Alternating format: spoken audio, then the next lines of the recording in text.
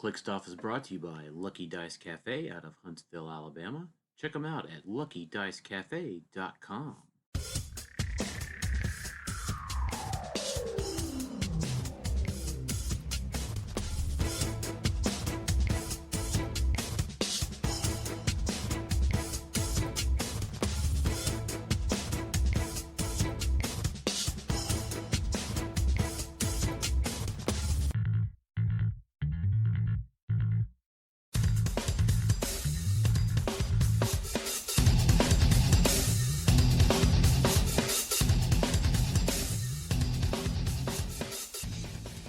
Welcome to Click Stuff Sudden Death. Welcome everyone to another edition of Clickstuff Sudden Death, a Hero Clicks podcast, where we talk news, tournament reports, and more vital information to improve your Hero Clicks game.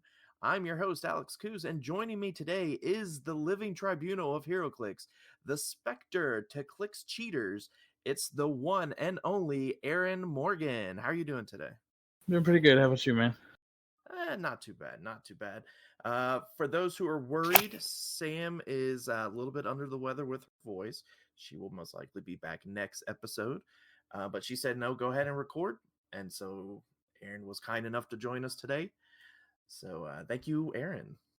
I appreciate it. That intro was awesome, actually.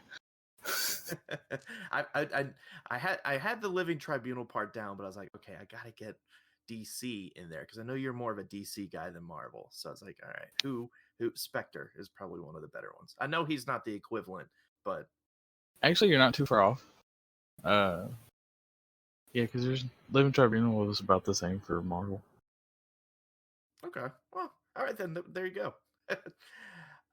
Don't forget that Clickstuff is sponsored by The Rock and Lucky Dice Games. Also, Clickstuff is sponsored by Troll and Toad. Shop trollandtoad.com for all of your HeroClix needs. Trollandtoad.com has one of the largest inventories of HeroClix figures and sealed items on the web. Be sure to check them out when X-Men animated series drops here in a couple weeks. They might be doing pre-orders. I heard something about that, but definitely check them out. Let's go ahead and just kick things off real quick, and let's get the show rolling with click number 1. Click 1. News and upcoming events. All right, Worlds is over, and Isaac Arnold Berkowitz is your 2019 HeroClix World champion. Big congrats to Isaac. If you want to see what Isaac played, WizKids, I think, posted a big article about him and his team on their Facebook page. Definitely check it out. They had a great write-up of some history about, the store where he plays at. Whoever wrote the article did a really, really good job.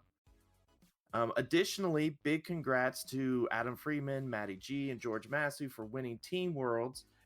X-Men, I know from my experience, was a great set to play with for Sealed. Like, I had a blast. There were some figures that were a little OP, but overall, the set, I felt like it was a lot of fun. And to win this type of tournament, you really had to go through some really tough teams and know how to play your figures really well. I'm one of those advocates. Aaron, how do you feel about Sealed in general? Like, do you like it, not like it as a competitive mode? I've actually always liked Sealed. Not just for the balance for players, because if a new guy walks in, pulls well, and knows enough, he can actually have a good time, and that's always good for the game because it's going to drive people back in the store. Exactly. For a competitive standpoint, I use it as a throwback to the days before cards where you could see the dial. Mm-hmm. If you're studying your set, it's the best way to prep for any big tournament. You've got to learn the dials. You don't have to worry about your cards. It elevates you. So I will always be an advocate for Sealed because of that. Yeah, I know people don't generally. A lot of top players don't generally like Sealed because of the luck factor. You have you pulled one of the best figures, so you're obviously going to win. I think there's a lot more to Sealed than people like to admit. There's a reason good players consistently make top 8 at Team Worlds. Right. You're also looking at...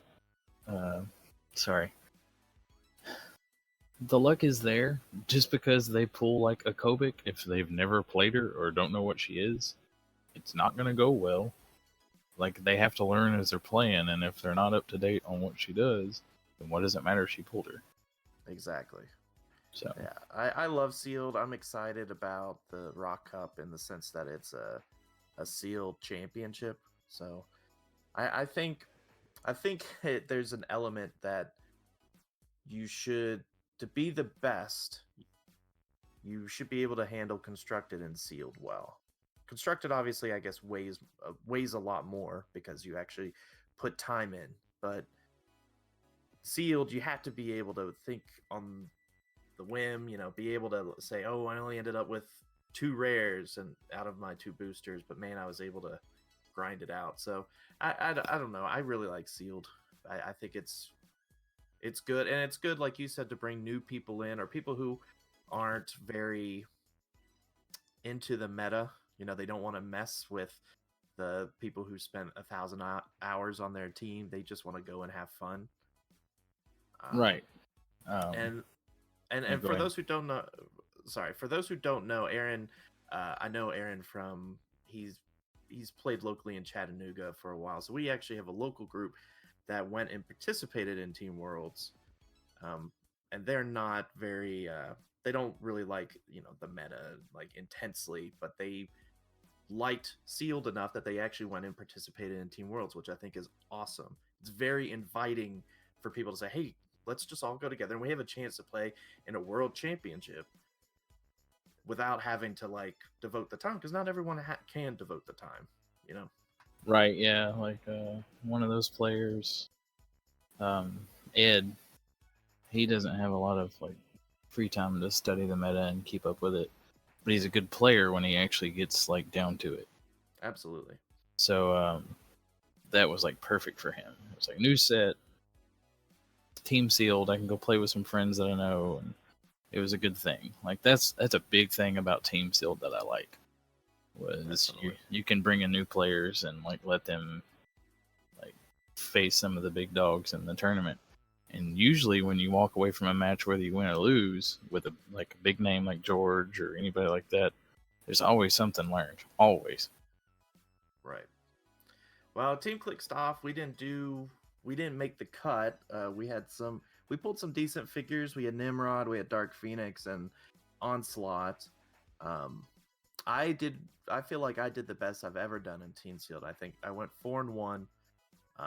I won one I shouldn't have won, and then I lost one I shouldn't have lost. So it kind of balanced out, if you will. But maybe next year. Either way, at the X-Men set, I've greatly enjoyed playing it because every time you open a booster, I hope WizKids down the line continues this colossal booster thing and do it the way that every so often, not every set, but do it like they are doing X-Men, because every time I open a booster, I'm excited to see what it is. Like, I'm so ready for a DC set like this. It's not even a joke. I want it now. I can't even imagine. Like, there's so many possibilities that they could go down, like so many chances. But Yeah. who knows? Maybe DC will get their act together and be a little bit more forthcoming with their particular licenses, and maybe we'll get more than one DC set a year, and we'll have more down the road. Right.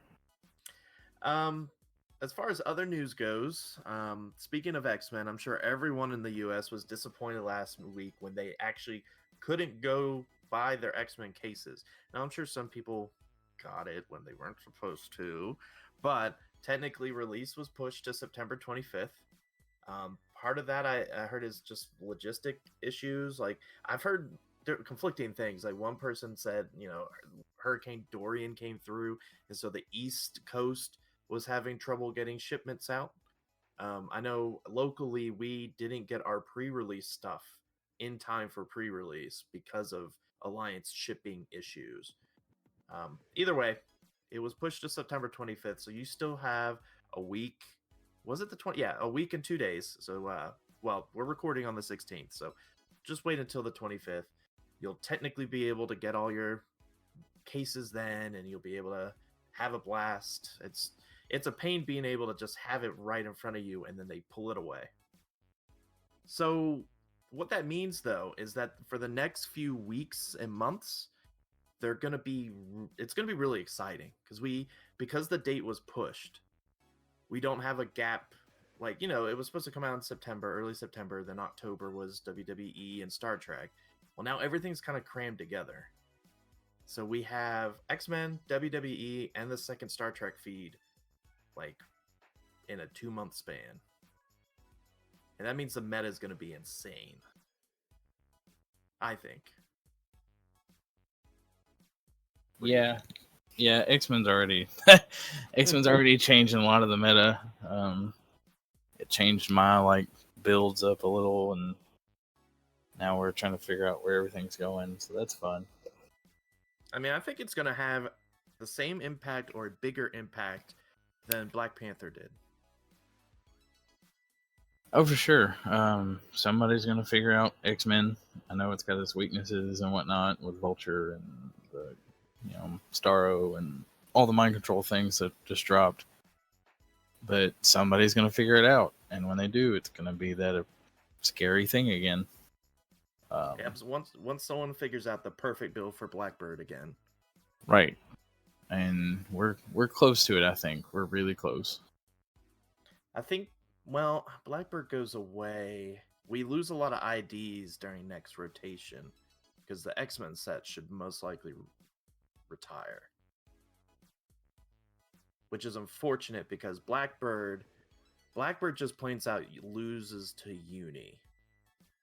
Because Uni could just come and pew pew and be able to one-shot it.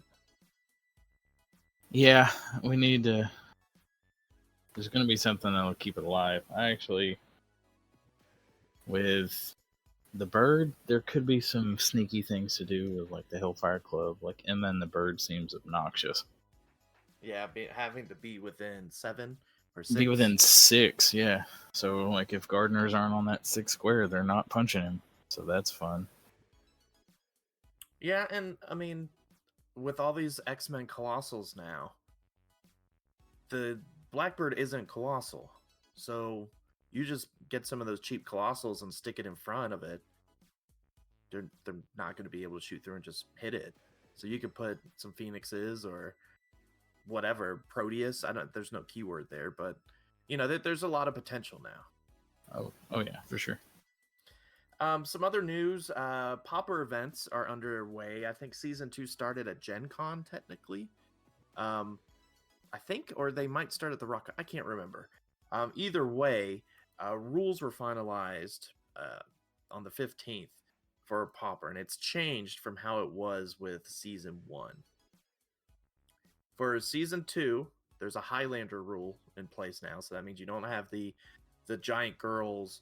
You don't have the Medusa AIM madness. Yeah, too many Medusas. I mean, the AIM, you can still play a lot of AIM because they're generics, but the Highlander, I think, was necessary. Additionally, they now allow starter and fast forces, which I thought was necessary because I always thought common and uncommons only, that was just too small for me. Right after rotation hit, it was such a small field because we didn't have a lot of new figures to add to those commons and uncommons. So I always thought starter and fast forces should have been in to begin with. Okay, so I really like this format for the end of the year, right after Worlds. It lets you build up the pool for the figures that are in it. Adding fast forces, I agree with. We have some good stuff that needs to get played. Highlander makes it better, but what do we have between Worlds and Nationals outside of the Rock Cup? Right. Once that's over, that's it. And then we have kind of a lull. So Popper kind of fits right there for me. Let you get some fun metagames in a new format to keep you fresh. So that's the way I look at Popper. I know people like playing it year round, but that's that window for me of I can focus on this format going forward and not have to worry about 300 Modern for a little bit. Yeah, and that's going to change a lot also next year because remember, this isn't when the Rock Cup was supposed to happen. People complained and it got moved to October, but it's supposed to be in July. So there's going to be next year an even bigger gap from Worlds to Nationals. So I completely agree with you. Right. Some other updates with Popper. They are allowing all the WWE figures. We still don't know all of them yet, but they are being allowed because they don't technically have a rarity because they're not sealed. They're you could see which ones you're getting. Which Popper means it should be readily accessible. So if you could see what figure you're getting, that means it's readily accessible. Additionally, Space Knights and Danger Room constructs take a prime slot, but they are not considered primes, right, Aaron? Correct. So they are legal because they aren't technically primes. They don't have the green ring.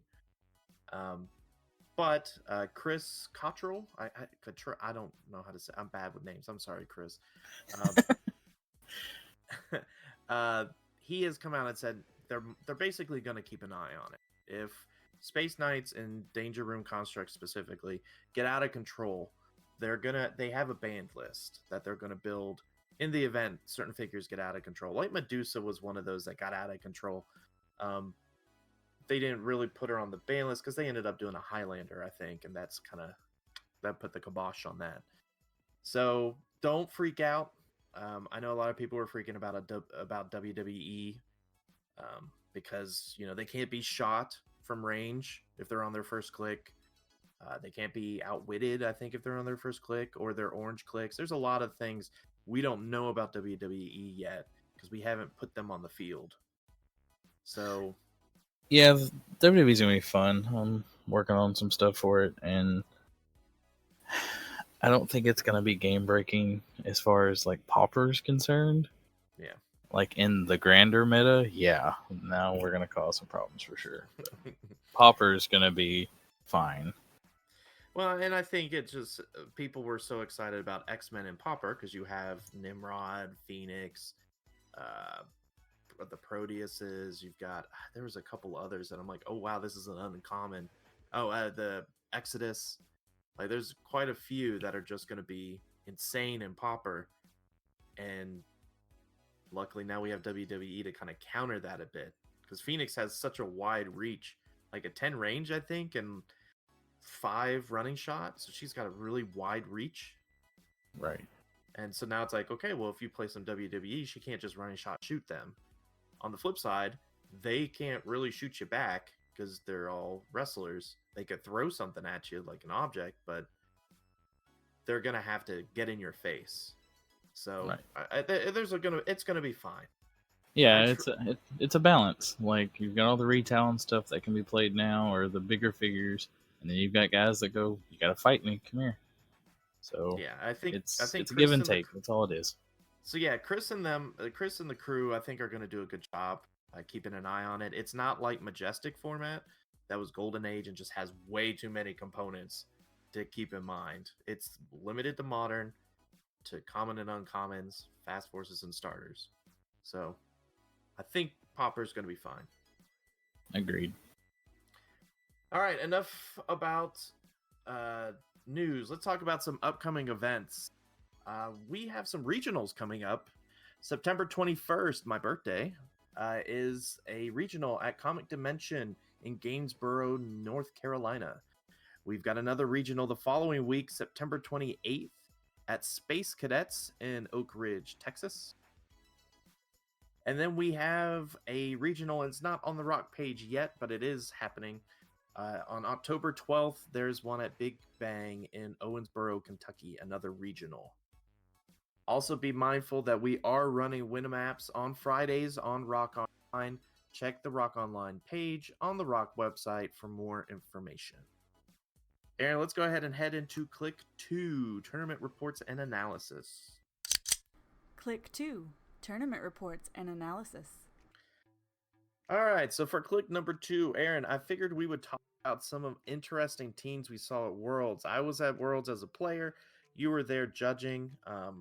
So let's talk about our Worlds experience. How was it being a WizKids judge, and how was Graceland for you? What cool things did you see there? Tell a little bit about your Worlds experience.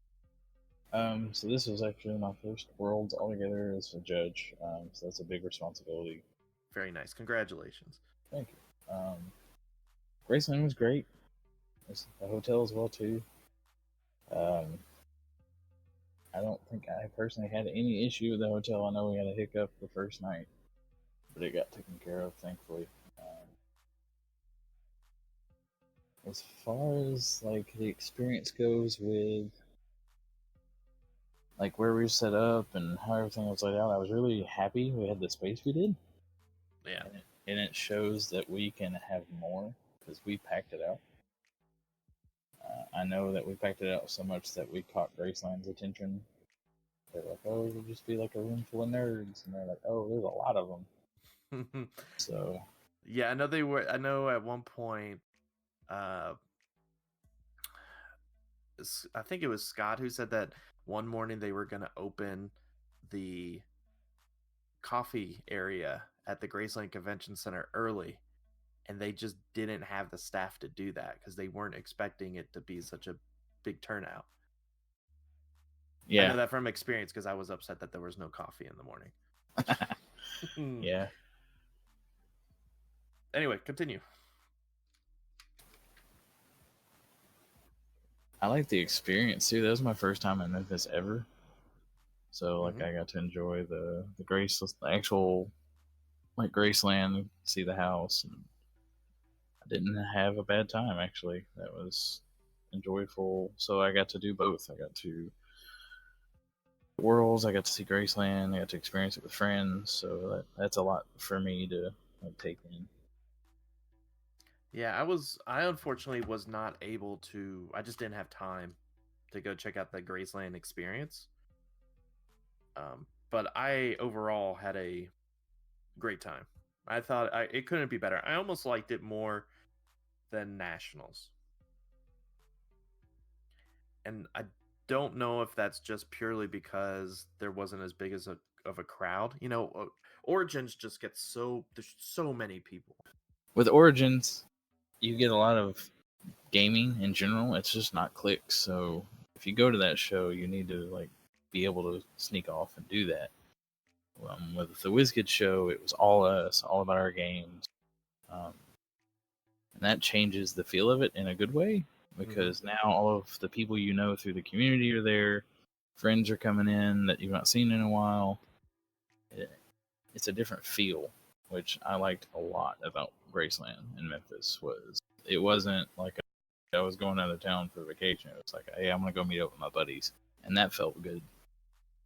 Yeah, I'll say that I went in, as a fellow gentleman who has lived in Tennessee. Memphis does not have the best reputation out of all the Tennessee cities. Um, so I went into Memphis. I didn't bring my kids or my wife. I was hesitant to because I was worried about Memphis, and I knew Graceland was not in the nice part of town. So I was very pleasantly surprised.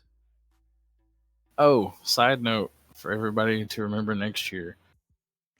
We had the KFC and the Checkers across the street from the hotel. Mm-hmm. The Shell gas station had the best chicken in like 5 miles. Wow. Not kidding. Huh.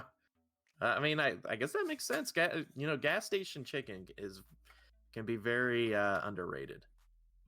So if you want some good food at a cheap price and you don't have to go far, keep that in mind for Memphis if we go back again. Yeah, I hope we do. I think it was a very positive experience. The hotel, I was very impressed with the hotel. Like, I wish I had brought a swimsuit, to be honest. Yeah, that was my Saturday night. I made sure to go get. No, sorry, not Saturday. Sunday night. I made sure to get in the pool. Yeah, I was mad because I almost packed one, and then I didn't. And I got there and I was like, there is a hot tub. There is a pool. Like, it looks sweet out there. And I just never went to do it. But if you're on the fence about going to Worlds, it was a fantastic experience. Um, Exceeded my expectations. I'm thinking about bringing my wife and kids next year if they want to go. Just because I know there's enough to do there. There's a nice shopping area about 20 minutes out of Memphis in the nice part of town. So lots to do, lots to do. Let's talk a little bit about teams. So in Constructed, what are some interesting teams that you saw? Because you were perusing the floor, judging. So what cool teams did you see out there? I actually have to give a shout out to Lucas. I'm a fellow Colossal player, so seeing all the Tri Sentinels, I was like, oh my god, this is amazing. It I like the weird teams. I was actually really happy that I didn't see a lot of the same builds. That's a first for me in a long time. So as an oddity player, or as Nate called me, a weirdo swordsman. That's what he said. You get tired of seeing the same things. Like, you want that challenge of bringing new stuff in. So the fact that we had, yes, Cosmic was everywhere, but it wasn't the same Cosmic. There weren't a billion Kobiks like I expected. There was a Unimind, and I never thought I'd see him again. But go Matt. It was just diverse, and and I'll piggyback off that because I was actually going to mention that too. I played Matt Esbrook round 1 because he was playing full point Unimind, and the shots I had were there. I missed almost every attack. Not just because it was just I needed a 6 or a 7 and I rolled a 4. But he is by far probably the second best. Like, he's up there with Dan when it comes to Unimind, but Dan plays Unimind a lot different. Matt, I would say, is probably one of the best full point Unimind players because he just knows Unimind very well at full points.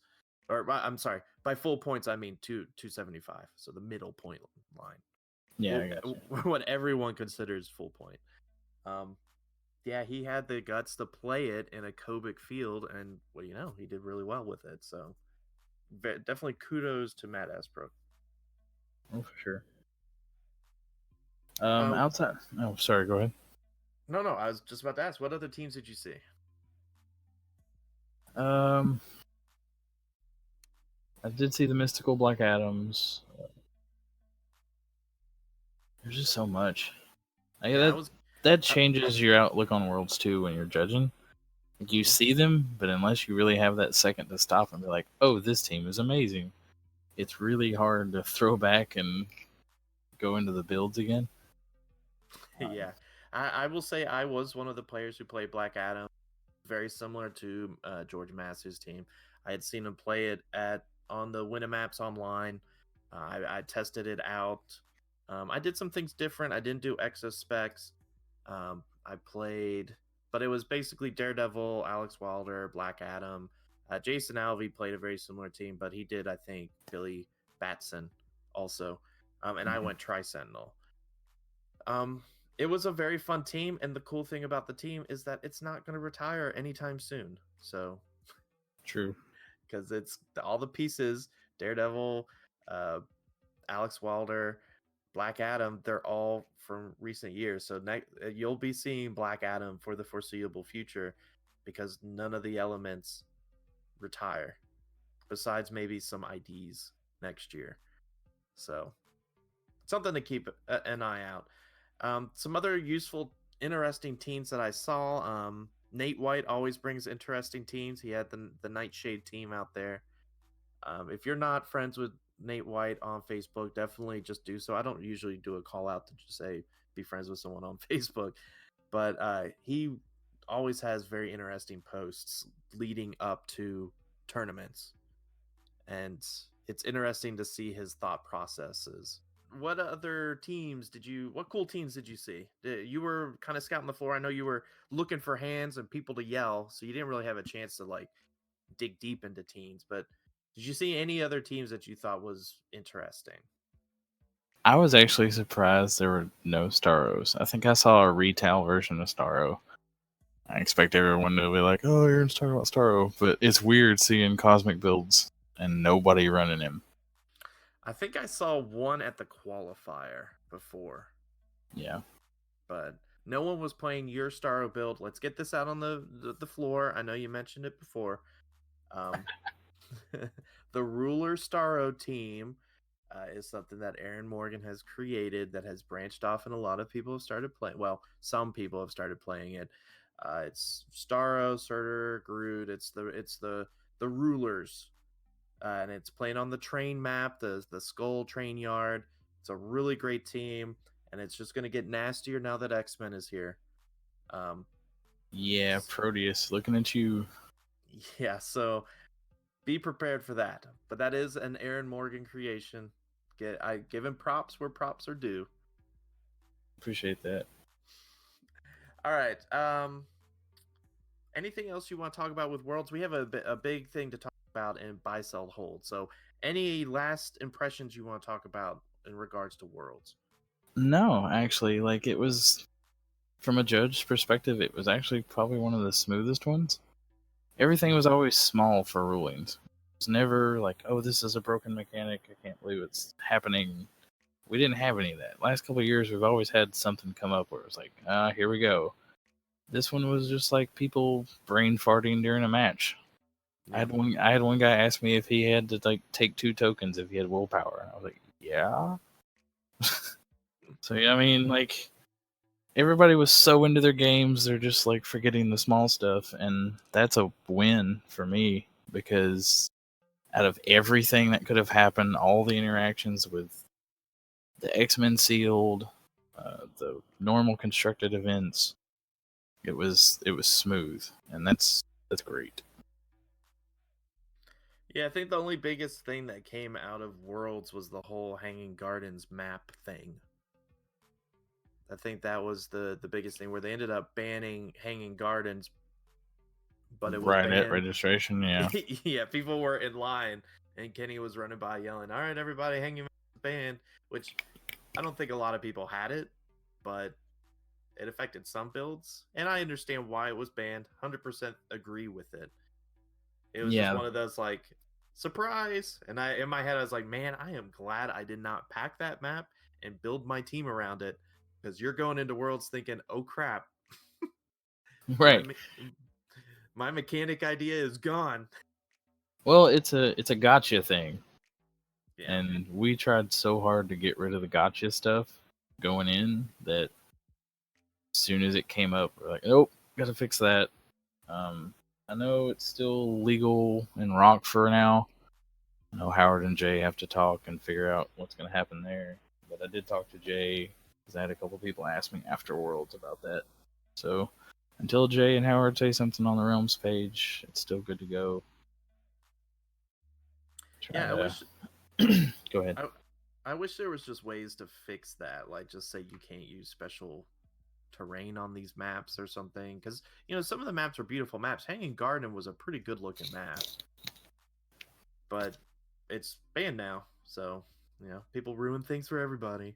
Well, I mean, even without special terrain, look at Proteus. I can still do it. You could you could barrier, but I mean they didn't ban Harley. What was it, Harley's apartment? Yeah, that was rough. Where you could just put a plane down, and if you couldn't fly, you're out of luck. They didn't do anything to that, and I think that's just because WizKids and you guys as judges are becoming better aware of potential gotcha moments, like you're saying. So it's a better place than where it has been. Agreed. 100% on that. All right, so we got a little bit to talk about in click number 3, so let's go ahead and get there. Click 3. Buy, sell, hold. All right, so you guys know I like to change it up in my buy, sell, hold. For click 3 buy, sell, hold, what we're going to do this time around is we're going to talk about figures that you really want to have if you're going to be playing competitive, meta level play. The reason I'm bringing this up, and it's from personal experience, is I don't have a ton of money to be able to drop into HeroClix like some people do. Aaron, I think between you and myself, we have enough children to have a baseball team. So angry soccer hooligans, but yeah. yeah. So we don't have tons of money to throw into HeroClix, so we have to be particular about what we buy, what we can't buy. Yeah. So let's talk a little bit. We're going to go through, this is going to be a multi-segment thing for tonight's episode, we're going to talk about 3 sets, the most recent ones, X-Men animated, the Star Trek feed, the first one, Bravely Go, is that what it was, or is something like that? Resistance is futile. Resistant and Futile, that's right.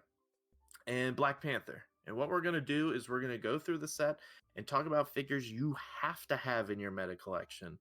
And this is because potential craziness or whatever. We'll just talk through it. So we're going to start with the most recent X-Men animated because that's the one everyone's like, okay, what do I need to get? What do I not need to get? The whole set's been spoiled. It should already be out. So I'm going to go ahead and include it in this. Now, I will say this. We're not really going to go over a lot of commons and uncommons, and maybe not too many rares, mostly because even if you don't own those, they should be fairly easy to get. You could go on Troll and Toad and pay $1 or $2 to pick up these commons and uncommons. But we'll highlight, if you have any you want to highlight, Aaron, we can. And say, yeah, you definitely want to pick up these commons or uncommons.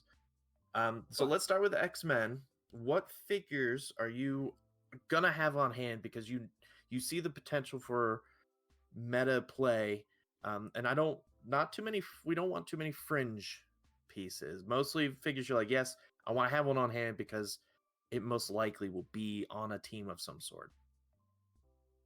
So do you have any X-Men commons or uncommons? I'm checking over it now. I mean, the Danger Rooms, I hate Don't Die, but they're still good, even if you run them different ways.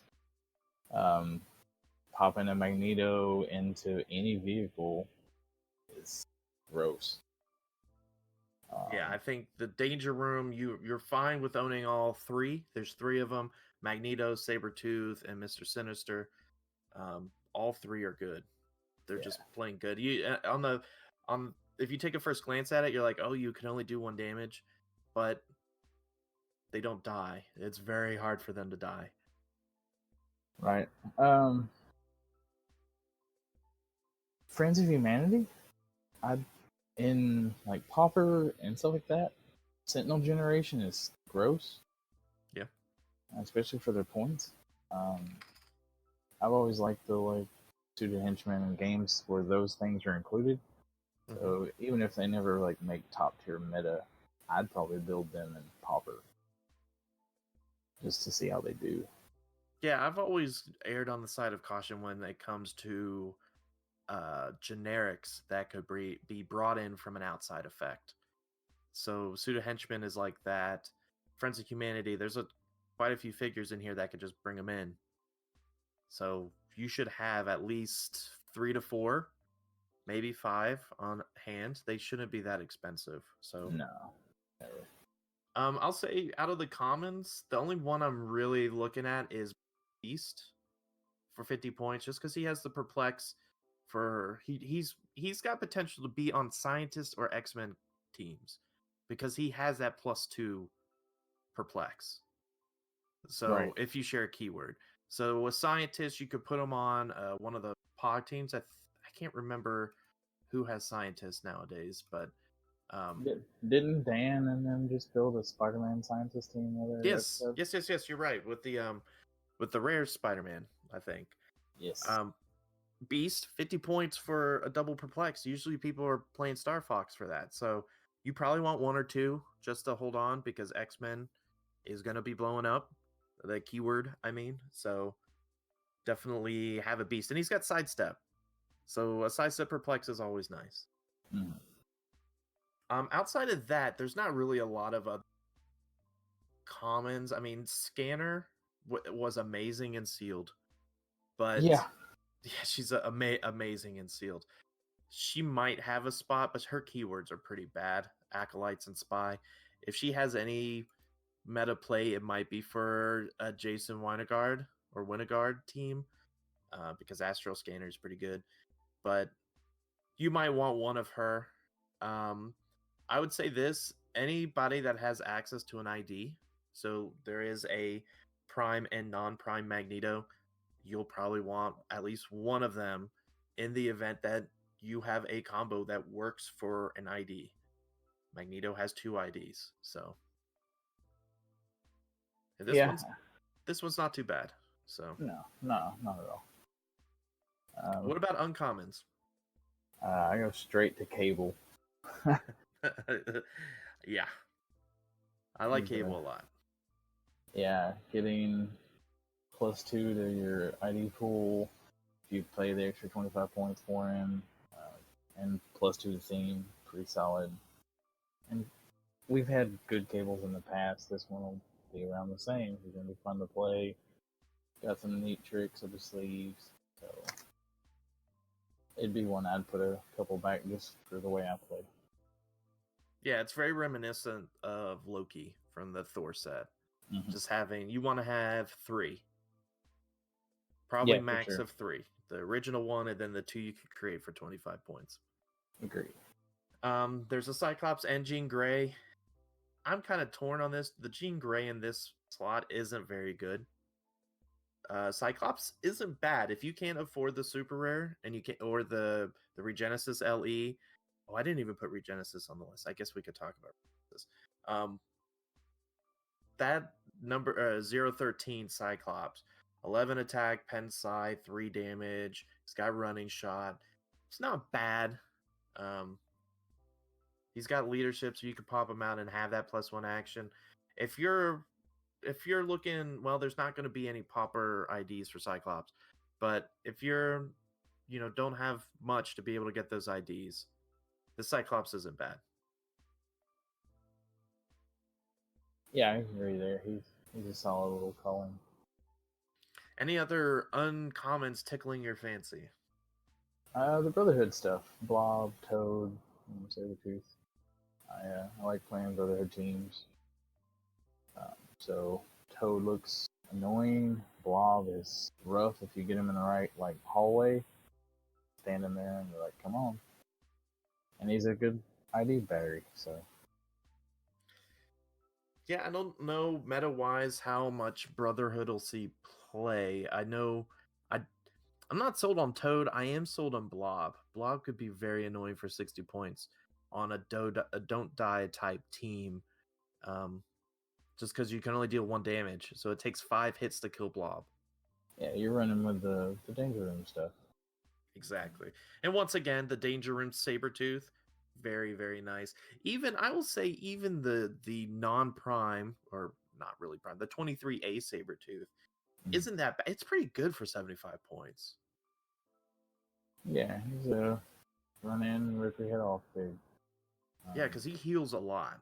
Yeah, he does. So if you can keep him alive, he only has 6 clicks, so you got to keep him alive. But if he can, he's pretty beefy for 75 points. For some rares that you'll want to keep on hand, you've got your Storm, you got the Jubilee is a key one because she has an ID, so she's only 35 points.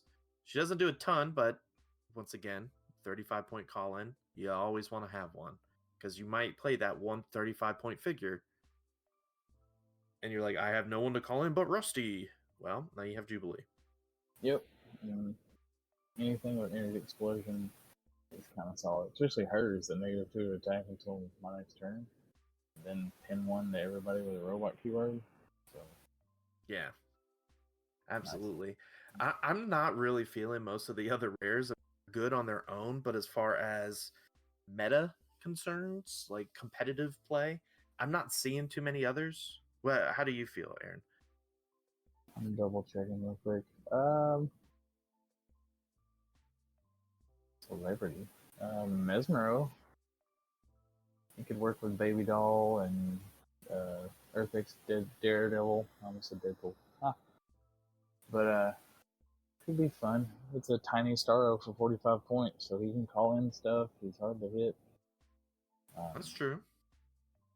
It'd be a sneaky fig. Nothing like breaking, but I could see him getting worked into some builds just for the ability to call in and send you back away from him. Okay, so now we're hitting the big targets, the super rares. These are the ones where you want to either find them in your brick or you want to try to buy singles and get them. What are the super rares that you're eager to get your hands on? This, let's see. Right now, we're just talking about the standard size figures. We're not talking about the colossals yet. Yeah, I'm going through. We're talking meta only, or like in general? Yep, we're trying to go through for those who just want to be in competitive cliques and just don't have the money for collections. Because, you have your competitive players, and then you have the people who just like collecting all of a set, or they just, like cool looking figs. We're tailoring ourselves for this particular segment for just meta players who are buying X-Men. What figs do you need to have out of these set for future teams? I like Legion. Having him for Jason Lingard, for Pog Generation, or as himself as the non-title. Mm-hmm. I like him. He's fun. I pulled him in one of the battle royals I played at Worlds. He's fun. I love Legion. He's probably my favorite figure out of this set. Colossus, you're gonna need him for call in. 75 points is a little higher than people are used to now, but there's enough now with X-Men that can call him in and let him loose on somebody. And you might actually see him on Blackbird teams. Oh yeah, for sure. Because he has the defend power, defend invincible during an attack. Adjacent friendly characters that replace their defensive value with Colossus can use invulnerability. So giving the Blackbird invuln, while it won't help against Uni, will help against a lot of other things. Because you can't I guess you could technically outwit it, but you have to have the foresight to outwit invulnerability on Blackbird before you shoot it. Right. Even though it doesn't have it at the time of using outwit, it only gets it when you make an attack. So you have to have a lot of foresight with that. Let's see. I don't know that she's got the right stuff. Mystique could be an issue down the road if she comes up with a right strategy. I like giving a token. Like, we'll use some of the stuff you've ran in the past with your Pog Generation. You run up against her with that, I just give your Pog Generator the Shapeshifter token and laugh, because now I get Shape Change on 2 through 6. You're always going to be way over there. She's going to get to creep up and fight stuff on the way to you. Yeah. And past that, I like Cassandra Nova. I think she's a sneaky pick. Mm-hmm. She does a lot for. I mean, she's 150 points. That's a lot. That scares some people. But she does a lot for 150 points. Yeah, she does. She's loaded. Yeah, I like her. I even like. I don't know how I feel about Mr. Sinister, the other title character. Yeah, I was waiting on you to talk about him. I am, and Aaron knows this all too well. I am a sucker for Pog generators. His Pogs are okay. Like, they're not bad. I don't know if Realms is correct. Well, yeah. The problem is his Pogs nowadays all have a 10 attack, and 10 attack almost isn't enough now. 11 is the sweet spot. Yeah, I like Ruckus. I mean, Pulse Wave's kind of fun. But it's just like the crabs from Devil Dinosaur. There's no move and attack there. Yeah, no. Are they not autonomous? Sorry. No. Behind. Yeah, that makes it rough. A lot rougher then. Yeah, no autonomous. WizKids has wisely cut back on their generous autonomous giving outs. They were very generous with it in Batman, and we haven't seen it much since. Which is good. Yeah. It could be insane if they go too far. So you might want to. I'm one of those players that I feel like you should have almost every. I'm not a collector, but one type of fig I will always collect is title characters, because they have a mechanic no one else has, and some of them are bad. Like Loki wasn't good, Professor X wasn't good, but I still have them because they do something no one else does, and I like that. Any other super rares? We've got the Danger Room. The only last one was Danger Room Mr. Sinister, which we already said Danger Room is something you should try to collect if you can. they will see play. Especially this Mr. Sinister, he's pretty nuts. Looking Yeah. at just at his dial, it doesn't feel like he is until you realize he's only 40 points. Yeah, he's silly. That outwit, the you know, the lifespan he's gonna have in those games where you have to deal with him is not gonna be fun. I think the last one for me, just because animal keyword, I love the animal stuff. King Shark gets Sauron to run around with, and I don't think Sauron disappoints if you play him. He's a finesse. I'll say Sauron's probably a finesse kid, but he could be a lot of fun. Yeah, he's got a stop click, so he passes the test, the uni test, as we put it. Uni can't one shot him because he has a stop click. Yeah, I see potential there. It like you said, it is a finesse piece. And I haven't really looked through Spiral. I missed Spiral of old. It's nice to have her back. I think she needs to be looked over. She is.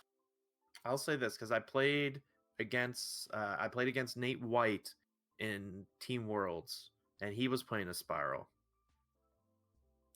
She's good, but she's just missing something. Like, it's always good to have shape change super senses. It's cool to have that ability to just phasing teleport, move less than 5 or less, and you can use incap and TK at no cost. But it's very situational. If you pull it off, it could be great. But trying to fit her on a team, I mean, I could see trying to phase out for 5 and then using TK to like yo-yo somebody a little bit. If she wasn't 80 points, her and Black Adam could be a problem. But she's eating up a lot of that board space. Yeah, that's the problem. If she was more like 60 to 70 points, I'd be happier. But 80 is a little too much for me. So I'm not super thrilled with her. She's not like old Spiral. No, God no. not the old Spiral that was had to be eroded. Let's talk about chases. There are some very interesting chases in this. Yeah. So what chases? All right, Aaron, I'm giving you a limited amount of money. Well, I'll say that because that ruins this question. What chases are you going out to get? Actively trying to get? Actively, I already acquired Miss Jean. She's lucky. Yeah, I did not leave Worlds without Jean. Emma is next. Emma, with the stuff I play, gets obnoxious, and Indigo Battery of any kind is great. So it's good to see that mechanic come back in a way. And then Jason. Jason is cheaper, 25 point less Starro. If he can get his mechanic to work, he can get the whole board. And with Gene as a Gene on the board, period, with him, sets it up pretty well. Yeah. And making any of the pogs you can pick for him, from Isaac, Kesmet, there's lots of stuff to worry about with Jason on the board. Yeah, I agree. I think the chases, I mean, you can't do wrong with buying almost all of them. Some of them are going to be cheaper than others, like Harry Leland, Donald Pierce, Sebastian Shaw. They're probably going to be the cheaper ones, even though they're pretty good in their own right. I like Donald Pierce just because he's really hard to kill. Oh yeah, Donald and the danger and things are gross. Yeah. You keep like Sinister back, let him make Donald come back again. You just go. Harry Leland is not bad. He protects you from retails, so he gives you some retail protection, which is nice. And then Sebastian Shaw, I've never been a fan of the Sebastian Shaw mechanic. He's always been the one that gets he's like a Hulk in the sense that he gets stronger the further down his dial you get. I've never been a fan of that. But some people are, and some people do it well. So You can't go wrong. Hellfire Club, I think, has shot up to maybe a top 10 keyword because of these chases and other figures we've gotten in this set. Maybe a yeah. top 10. Yeah, I'll give it low level top 10, and that's not a shot at it. There's potential. Tri-Sentinels, the Prime from Xavier School, they all give this keyword some much needed strength. So I'm excited to see where the Hellfire Club takes us and see how well it works for some of my ideas going forward. All right, so let's talk about Colossals. These are going to be the ones that are a little bit harder to get. But they're just so much fun to get. This set is way different than Avengers Infinity. You had a lot of Avengers Infinity pieces that you were just ho-hum about. I don't feel that way about X-Men. I mean, the dragons are okay, the Sentinels are okay, but a majority of them are good. So let's start going through the uncommons because there's no common Colossals. Let's just go through each one and say whether you think yay or nay for meta, just period. Let's start with Sentinel Squad 1. Yay. See, I'm giving it a nay, but I don't know. I haven't played against it. So tell me, Aaron, why do you like Sentinel Squad 1? The Danger Room stuff. You pair it, you put Magneto in it, fire away, and when they kill this is. I'm sorry, this is the vehicle one. Yeah. My bad. I was thinking of one of the other. I didn't know this was the vehicle one. And it's with its multiple starting lines you can choose. Like, she gets plenty of powers. Yep. So I can dig it. Okay, yeah, you've sure. changed my mind on this one. You'll want to get one Sentinel Squad 1. I don't think you need multiple. I think one is enough, to be honest. Yeah. I don't foresee myself ever running multiple of these. No, not unless you play like a really, really high point game, and then sure, go for it. But if it's just low level stuff or standard meta, one is plenty. Unless you really want to play 2 Danger Room Magnetos. I mean, having Sinister hop in one and Magneto hop in the other, that's pretty gross. Well, the key thing is you could play 2 Magnetos, though. They're not primes. But they're unique. Oh, you're right. They're unique. Dang. Thank you. This is why you judge games. Mm-hmm. This is why you judge worlds. You broke my dreams, but that's okay. I'm sorry. Prime Stealth Sentinel. This one's a big yes. Yeah, definitely. Even if you're not playing this when you pull it in the standard like sealed events, you're not looking at the dial right. It's gross. It's good. There's plenty you can build with it. Yeah. Just play it. Yeah, he's very good. And that's the cool thing about this set is all the Colossal Primes are good.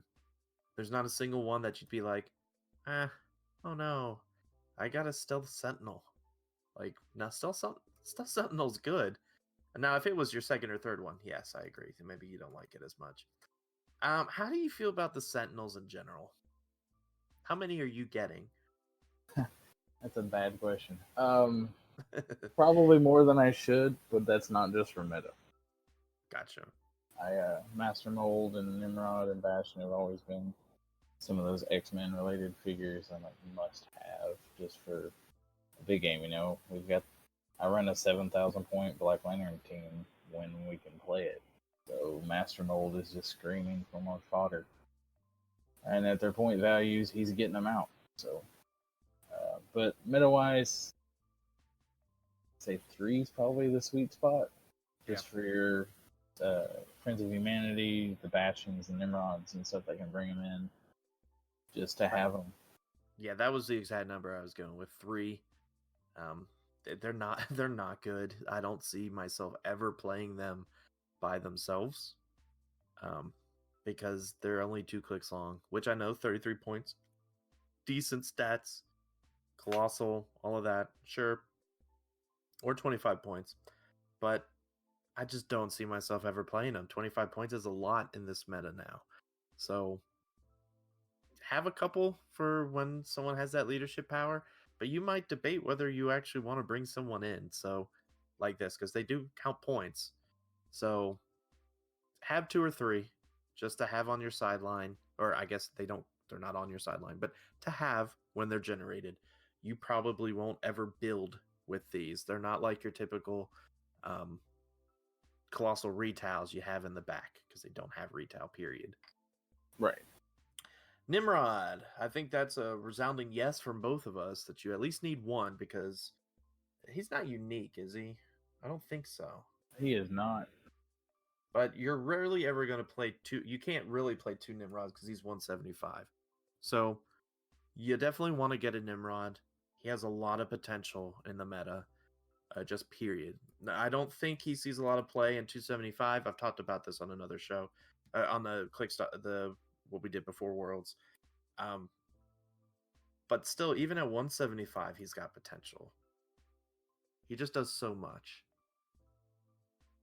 Yeah, Nimrod is gross. He's what Thanos needed to be. Yeah. Well, I think anyway. Thanos is still good, but Nimrod is playable. So G004, we've got the Creamsicle Proteus. I love the Creamsicle Proteus. I can hear Tyler like giggling somewhere. Yeah. Yeah. Tyler's really well. That one and another one we're about to get to, he's giggling about. So, Yeah. I love the Proteus. I part of me, like, I'm not a big collector. I love the sculpts. Like, I love the bright colored, see-through sculpts. Oh yeah. They look really cool to me. Like, so we had a local pre-release and people pulled Proteus, and I was like giving stuff away to get them because I love this Proteus. Now I don't know how long Proteus is going to stand on it. Like, Proteus does a lot of dumb things, and when figures do a lot of dumb things, people like Aaron and the rest of WizKids keeps an eye on it. So I have no idea how long Proteus is going to be cool Proteus, but personally, I think I'm torn because I could see myself here. You're only ever really going to play him at 20 points. You might play him at the 150, but you're probably just playing him at 20. I could see myself getting at least 5. I think 5 is a really good number for him. Because I put you at 100 points. But yeah, I could agree there. Maybe 80 for me. And then I like him. I just 5 for 20 points a monster. Is he worth dropping a Groot for? Like that's for 20 points, that's your standard. Groot's like pound for pound probably the best retail in the game. Mm-hmm. So I would almost argue that Proteus is better than Groot. Because I think in this, that's maybe somewhat bold statement, but in this new meta that we're about to get, where there's an influx of new colossal figures, it's more likely than not your starting area is going to be filled. It's just the chance of that happening is increased. Now, it's still not great. It's probably like 20% maybe that your starting area, your opponent's starting area is going to be filled, so you don't get Walking Wood. Groot is significantly worse if you don't get Walking Wood. I think. You still got the leadership, you got the retail, I get it, but he's just sitting there. He doesn't have sidestep to go get you stuff. Whereas Proteus here, he's a decent retail, but he has barrier, a good barrier, free barrier for 2, or free smoke cloud for 2. And then you get the other part is what makes Proteus good. No improved anything if you're within 3 squares. So Proteus makes Lucas Van Hollen cry because Tri-Sentinels can't just come up and break the blocking in front of him. Yeah, they can shoot it. You could call in Cyclops and blow it up from range. As long as you're not within 3, there's ways around it. Any other WizKids people listening, there's ways around it. Please don't do anything to Proteus. But he's got barrier, shape change, 18 defense. He's great. He's amazing for 20 points. I like him so much more than Groot just because I don't like relying on my opponent to make my figure better. So I am relying on my opponent to not fill up their starting area for me to get Walking Wood. And that's probably not. I got to bet that that's not going to happen. Even though there's a better chance it happens than not happen, I have to, you have to play the probability game. So I think you should get 5. Aaron says you should get 4. That's fine. He's an uncommon. He shouldn't be terribly expensive, but if everyone's getting multiple, then he might be a little pricey. Yeah, he'll hike up some for sure. Look at Giant Girls. Giant Girls were uncommon. The big dial ones, not the fast forces. The starter, the normal set Giant Girls around that price is probably where Proteus will be. Yeah, I kind of agree there. Are you getting an Exodus? To be honest, this is the first time I've got to like really look at his dials. Give me a second. I like the force field gimmick. That again, that's my like thing. I like the gimmicks and not so much gotchas, but like, come on, like we're gonna get to it, and you're gonna have to work your way through it to get to me. Yeah. So I like him for that. The energy explosion, lots of attack powers. Good lord, yeah, that's solid. We can get him to use it. And then his leadership. Let's see.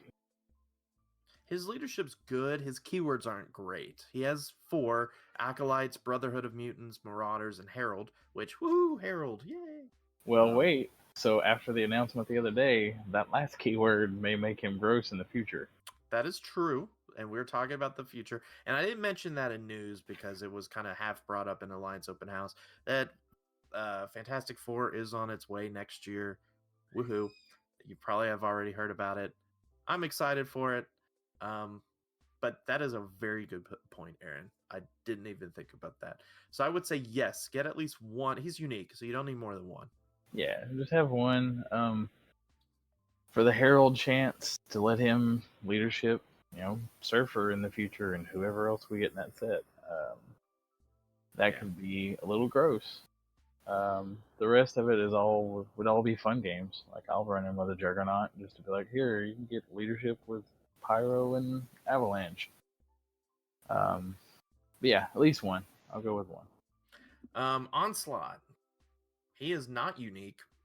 This is the other figure Tyler is raving about because he's monster. I love Onslaught. I was very hesitant when I saw him previewed. I thought, oh, he's cool, but man, that dial's not great. And then he was one of my figures on my team on Worlds. He just does so much for free. 150. I think he's a 125, which isn't that bad. He's only 6 clicks. I get it, but he can't be targeted with if you're more than 5 squares away.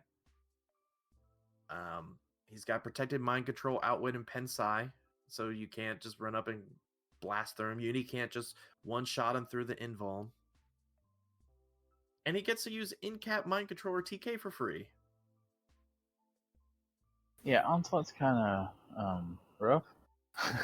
Yeah, like you'll probably never use his attack power.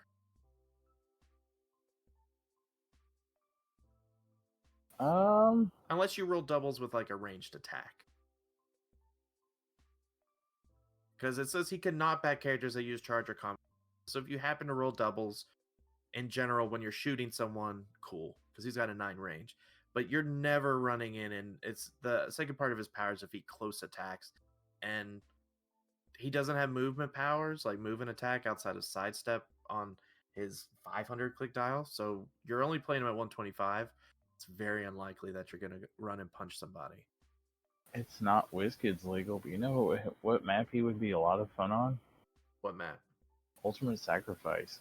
Please get on the ledge. Yes. I want to knock you off and make you take more damage. Yes. That is fantastic. He's also got prob and shape change. The whole prob and reroll and then move away, it rarely ever came up in my games. He's just really good for 125. If you could protect him with some Proteus, because I think Proteus had monster. So get some Proteus, protect him. He's good. He's real good. Yeah. How do you feel about Juggernaut? It's my boy. I've been running Juggernaut since Fear Itself. Kurth was my Nope. Actually, Kurth was my second trip into the big meta scene. I took him with a green battery to Worlds and caused some problems, which was nice. So I always like seeing a Juggernaut, especially when it's Kane. We got a few others in this set, but I like him in Sealed. He's gross, especially if you randomly end up with map. So the Brotherhood keyword matters there if you're doing sealed events at your local stores, or if you get to go to a big event and they're doing sealed with this set. I like him at 300 points too.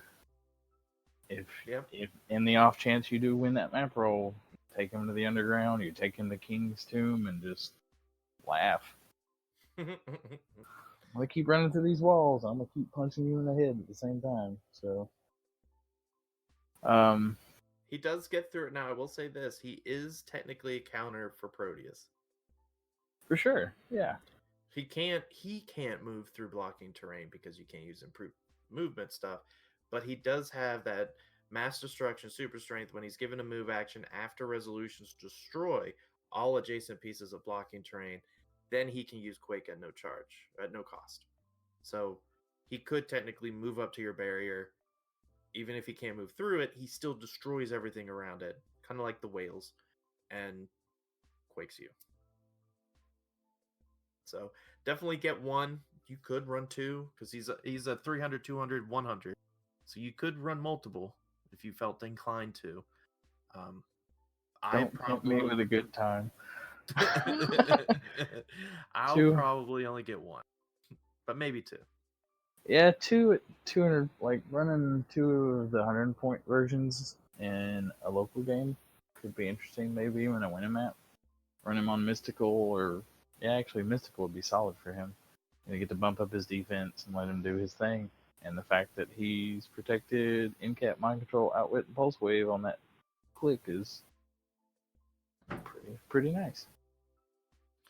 Yeah, if you could get some sort of like play two of them at 100, you got 100 points to put in some sort of leadership or something because you want something to clear tokens from him so he activates that my mutant brothers and sisters and heals. So try to have some sort of leadership or something that you can get tokens off of him and he'll heal and you'll be great. We gotta speed this up because man, I don't know if we're gonna get to the other sets. We're spending a lot on this. I'm gonna say no to Sasquatch. It's not very good. Yeah, I'll agree. He's animal, I know, but he's not very good. Green Dragon Puff. She's okay. She's kind of cool looking, but she'd be a fun fig, not a meta fig. Yeah, definitely not definitely not a meta fig. Moving on to Phoenix. This is 100% a meta fig. Like one of the most meta figs out of this set. Yeah, this is Bluebird, isn't it? Yes, this is the Blue Phoenix. This is the one you can actually legally call in. So you will want probably 2 to 3 of her because she's only 25 points. She is Cosmic. X-Men, those are the two major ones. She's got Phoenix Force, Starjammers, Excalibur. Who cares about those? X-Men and Cosmic are the big ones. X-Men finally get some retail, which they've lacked, which makes them scary. But she's also a retail. Like I was explaining to some of our locals the other day. Like remember a couple years ago, we were super excited about Mercury from the Metal Men because he was 25 points with a TK. Yeah. Okay, we got Phoenix now. Colossal, 10 range, TK, 25 points. She can retail and do some nasty things with that. She's got Cosmic Entity, Energy Shield Deflection, Poison. She's got all this stuff for 25 points. Like, it's crazy how far we've gone. Right, yeah. It's a whole different game from World's Finest to now. So, yeah. So, yeah, you want at least 2 to 3 of them, I think. Because I could see on an X-Men team playing at least 2. You'll want one because she is a call-in. Let's see. Yeah, Sweet Spot's probably 2, because of the other X-Men retails that are in this set. Yeah. One for call-in, one for main force. Should be solid. All right, we're on to the Colossal Rares. Cerebra. I am not very Cerebra. She's a pretty good... you might want to get one because Cerebra is kind of like a taxi. for X-Men, but she's 75 points. And robot. And robot, I know, but she can only carry X-Men keywords. Oh yeah, that's right. Sorry. So I'm not sold on Cerebra. Kind of cool, but 75 points for 5 clicks is not very good. That's too expensive. You got Lila for 20, 25, 30? Yeah. So, 2 Lilas and IDs versus her. yeah, so don't worry about Cerebra. And you hear my baby in the background. Cyclops Sentinel. How do you feel about Cyclops Sentinel? I like him. Torn. 50. Let's see. The 50 He point. has the thing if he takes damage from an opponent's attack You after get the resolution. pog. Yeah, you create the little pog, and then he can't make range attacks anymore. I don't hate it. I mean, you let him do his thing. He's got 8 range, Psychic Blast. You can hit and all. It's Energy Explosion with except for 1 pin, or action tokens, or knock them back 6 squares. That's. I don't hate him for 50 points. I don't know that I would go higher in a bigger like a meta game with him, but 50 points, 4 clicks. He's a 20 to hit at range. If you hit him, you're gonna make that pog that's obnoxious. So, I will say if you're out there looking to figure out what figs you want, Cyclops Sentinel is one of those borderline ones. You're probably gonna be fine if you don't have one, because you're probably not ever gonna build with one. Maybe with a Jason Winogard scenario where you have him on your sideline to create that pog, but even then it's not that great of a pog. There's better ones. You can't use him. Oh yeah, he's too many points. So there you go. Skip him. In my head, skip Cyclops Sentinel. He's cool, but 50 points for 4 clicks that he can easily die from because it's only an 18 ESD. I'm not sold. Because okay, once per game, when he takes damage, you could say that. I feel like it said. I don't know if this is right on Realms. I feel like it says when he takes damage, instead he could take no damage and you make the Sentinel head. Give me a sec, I'll pull it up. This will be a spot I need to say something. If you ever doubt anything in HeroClix, go to the win. It is there for you to use, and we try to keep it updated as much as possible. Especially when there's a lot of broken stuff. Unfortunately. Like the National Air and Mini Shredder scenario. Yeah, that was gross. That was a crushing of dreams. Right there. Yeah. While he's looking this up, I'll go ahead and move on a little bit to Bastion. Bastion's okay. I don't think you have to have Bastion. He's definitely a cool, like, collect and play for fun pig. Yeah, I mean, he's not bad because 100 points you get 8 clicks. That's pretty good. But he doesn't do a ton. So that and his blocking, his barrier thing. Mm-hmm. If you're a colossal player, throwing down that blocking that says unless you're a standard size figure, you're not shooting me. That's kind of fun. Yeah. But yeah, I can see where he's still on the fence. Yeah, and we're talking mostly figs. Okay, I've only got $20. What can I buy? You don't want Bastion. He's a cool collector, but no. Next one I think is one of Aaron's favorites. Oh, is it? Are we at Kevin now? Proteus? Yeah. Yes, we are at Limeade Proteus. He's the Kool-Aid man. Yeah. Yeah, this Proteus is gross. And 10 points. And Ruler and Monster and Deity for the ones who want to break out that keyword. There's a few figs with it. I actually got to put this on the field today with Starotech. It's rough. I just can't believe that they are willing to make another 10-point Colossal. Like, we had Flores, and we were like, okay, can't wait for Flores to go away, because that's just dumb that you could play 6 Flores and get +6 to map. Like, that's dumb. And then we had Giant Girls, and we're like, okay, well, Giant Girls. So, okay. Well, now we got one for monster and ruler and deity. So, sweet. Yeah. Him with autonomous things is I can shut off my entire side of the Skull Camp map with these figs if I have enough on the board, and that's just Starro and the Starro fight. You're gonna have to shoot at me, and I'm not gonna let you shoot at anything but Starro, and you're not gonna like what happens after you do it. So for every keyword he has, he's gonna be the new Flora. He really is. The Yep. fact that he gets to place a piece of blocking for each one you have every time someone is given a costed action, and that's any character within his range. So if you have to use retail to get him on the other side of the map for whatever reason, and I lock you down, you moved, cool, here's a blocking to like shut off this hallway that you were trying to go to. Oh well.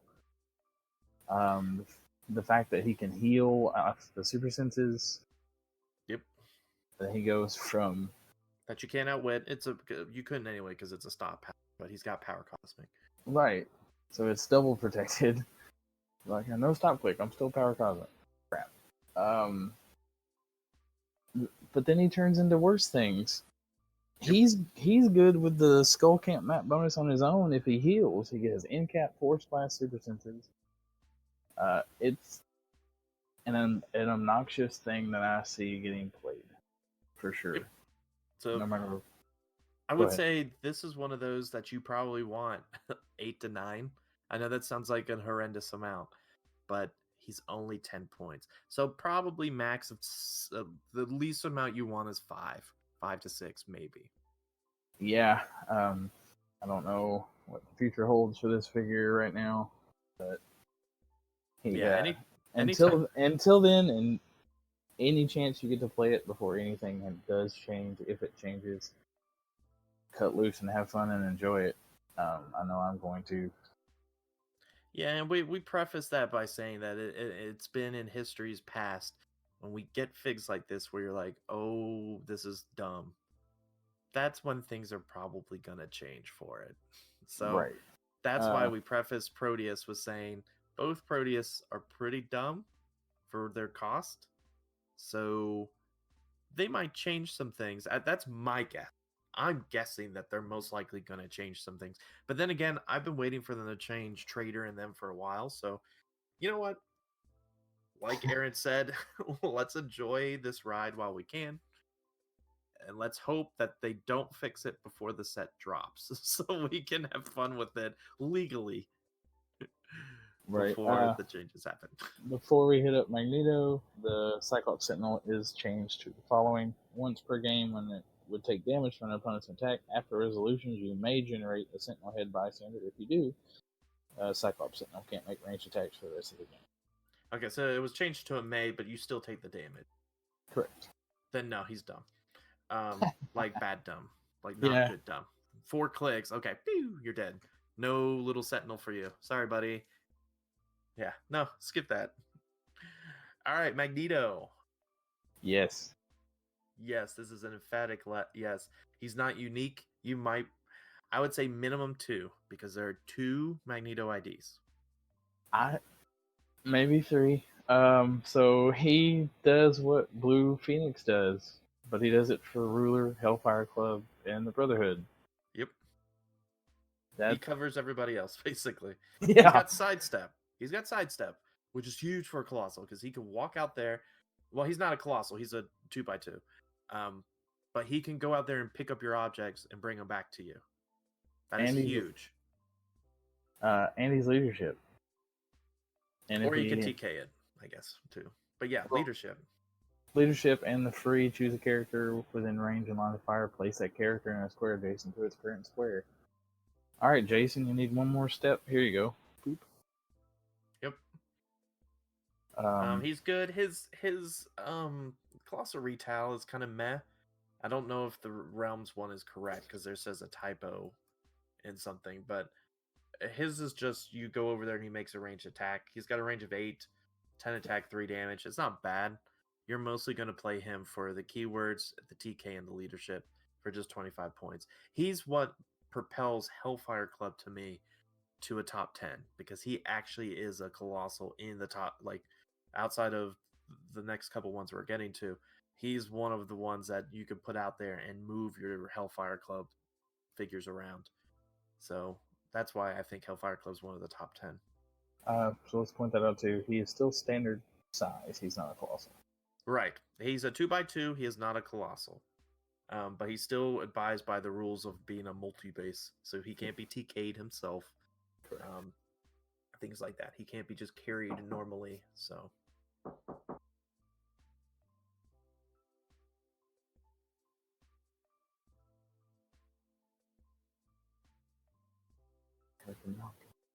Okay. Sorry about that. I hear you.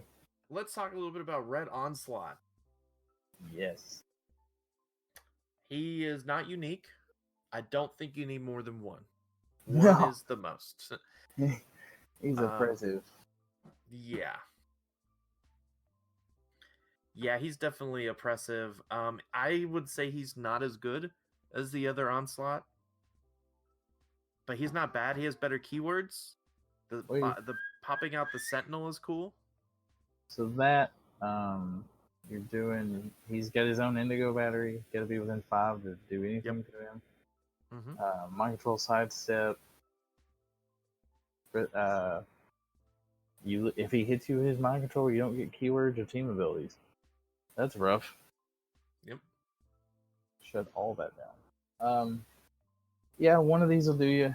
He's a finesse fig, but I would not be surprised if he shows up somewhere. Yeah. Definitely want to have one. Mm-hmm. On the flip side, Eugene Torbid Winterspan. I'm torn on Eugene.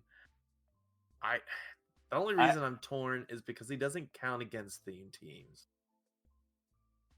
I had forgotten this episode of this show. I was like, who is this guy? Now I remember. He's a little scientist guy that got the Cyteract gem or whatever and became Juggernaut for a day. Yeah. I only know that, and this is a little behind the scenes. This was one of the previews that Clickstuff did, and Dan was making us guess because he's not allowed to tell us. We're not allowed to know ahead of time what we're revealing.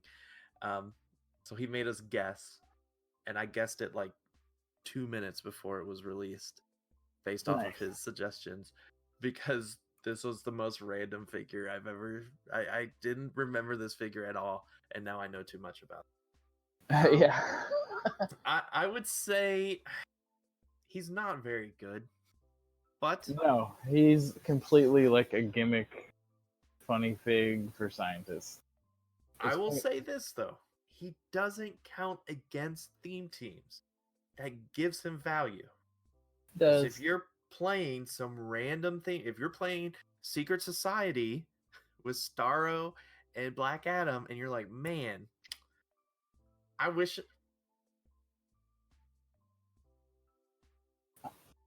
I'm just gonna be honest up front. I'd play the Wizards over him. And really? Yeah. Well, I mean, they're gonna bump up Starro if they're next to they're next to blocking. It's harder to hit them. Okay, I'll give you that. I would play him with some fun scientists like him and Dr. Demonicus for some Golden Age would be funny. Just because he's gonna run around and distract you while Dr. Demonicus brings out his colossals to do work. So there are places for him. So we'll see where it goes though. I think if you're out buying, you can do with one. Yeah. Because you could probably fit him on a team like the Secret Society or some keyword that just doesn't have enough oomph. Because he's not bad. I mean, if you actually hit with Quake somehow, I mean, if you hit, they can't be given actions except move actions. I mean, that's amazing. You just gotta hit. That's the problem. Yeah, you just gotta hit. You gotta get them across the map and hope they don't hit for 3. yeah. There's little things, but a whale could carry him around. So that's true. All right, Prime Colossus is an emphatic yes. Yeah. Because he's a call-in. You can only have one because he's a Prime. So we don't really need to go into this one because Yeah, no, Yeah. he's self-explanatory. when to go. Do it. This is a this is a tricky one because I don't want to tell everyone to go get Wendigos because his price is already ridiculous. I know it's pre-release esque. He's sitting around $40 right now for a rare. I could see that maybe dropping to 30, but 30 is he's gonna be at Groot prices, $30 to $40, because he does a lot for 100 points or even just 15 points. Yeah. He does a lot. Check him out. We don't really have a ton of time to go through him, and I'm sure the guys have already covered it on the main podcast. He's very, very good, and you're going to see a lot of him. So remember, he is the blue-looking Sasquatch. So if you get excited, and you open, you're like, oh man, I got Wendigo, and you're like, it's brown. No, that's Sasquatch. I had to keep that in mind as I was walking around the BRs at Worlds. I was like, oh, there's all these Wendigos. Now there's Sasquatch. So yes, you probably want realistically. This is going to sound horrendous, but max you want probably 10. Minimum 4 to 5. 4. 4 puts you at 60 points. So 4 if you play him at 15 points. 60 isn't bad for what you get. No. He doesn't have retail, but if he gets to you and can hit you, it's bad news. Bad news bears because he can heal past the starting lane. Yep, he's gonna do it if he hit. Evangeline Whedon, the other dragon in the set. For me, it's a pass. Yeah, no, I can run a lot of other things for animals or X-Men and monsters at 75 points. Yeah, she's cool. She does some cool things, but not meta. Just not. So don't worry about getting one of her. Dark Phoenix, on the other hand, is the other figure I was referencing on making Hellfire Club a top 10 keyword. She also has Hellfire Club, Phoenix Force, X-Men, and Cosmic. She is probably, arguably, I think, the best Colossal in this set. The retail, at least. I think she's amazing. You'll probably want... She's 30 points, so a little pricey, getting into Tri-Sentinel territory. But she has a really awesome retail. If she retails and gets going, she can heal past her starting click, and she gets dumb if she starts to healing. And she's got to stop click with Impervious, so no energy exploding her to death, which is awesome. Right. Just watch out for your Prime Xaviers. Very, very true. I forgot about Prime Xavier. Yeah, no, Phoenix all day long. He's here to cause mayhem, and it shows in that dial.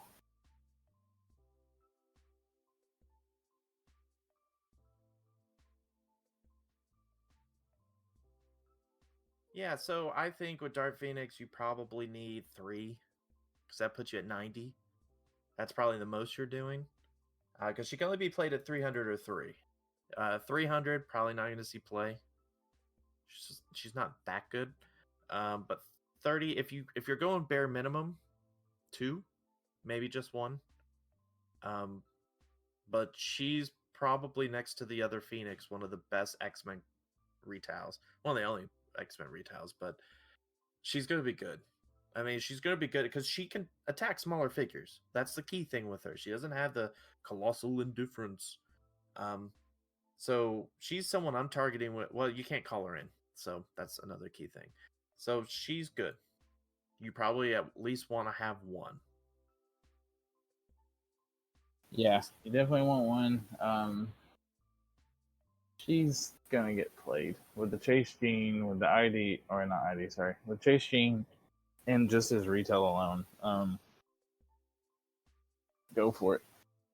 And if you want a little hindsight, a peek behind the curtain of WizKids, you can see how long ago this figure was made because they referenced this figure when they redid ID cards, like a year ago or 2 years ago, because they specifically referenced, "Hey, Dark Phoenix doesn't work for Jean Grey because that doesn't make sense that you could call in Dark Phoenix.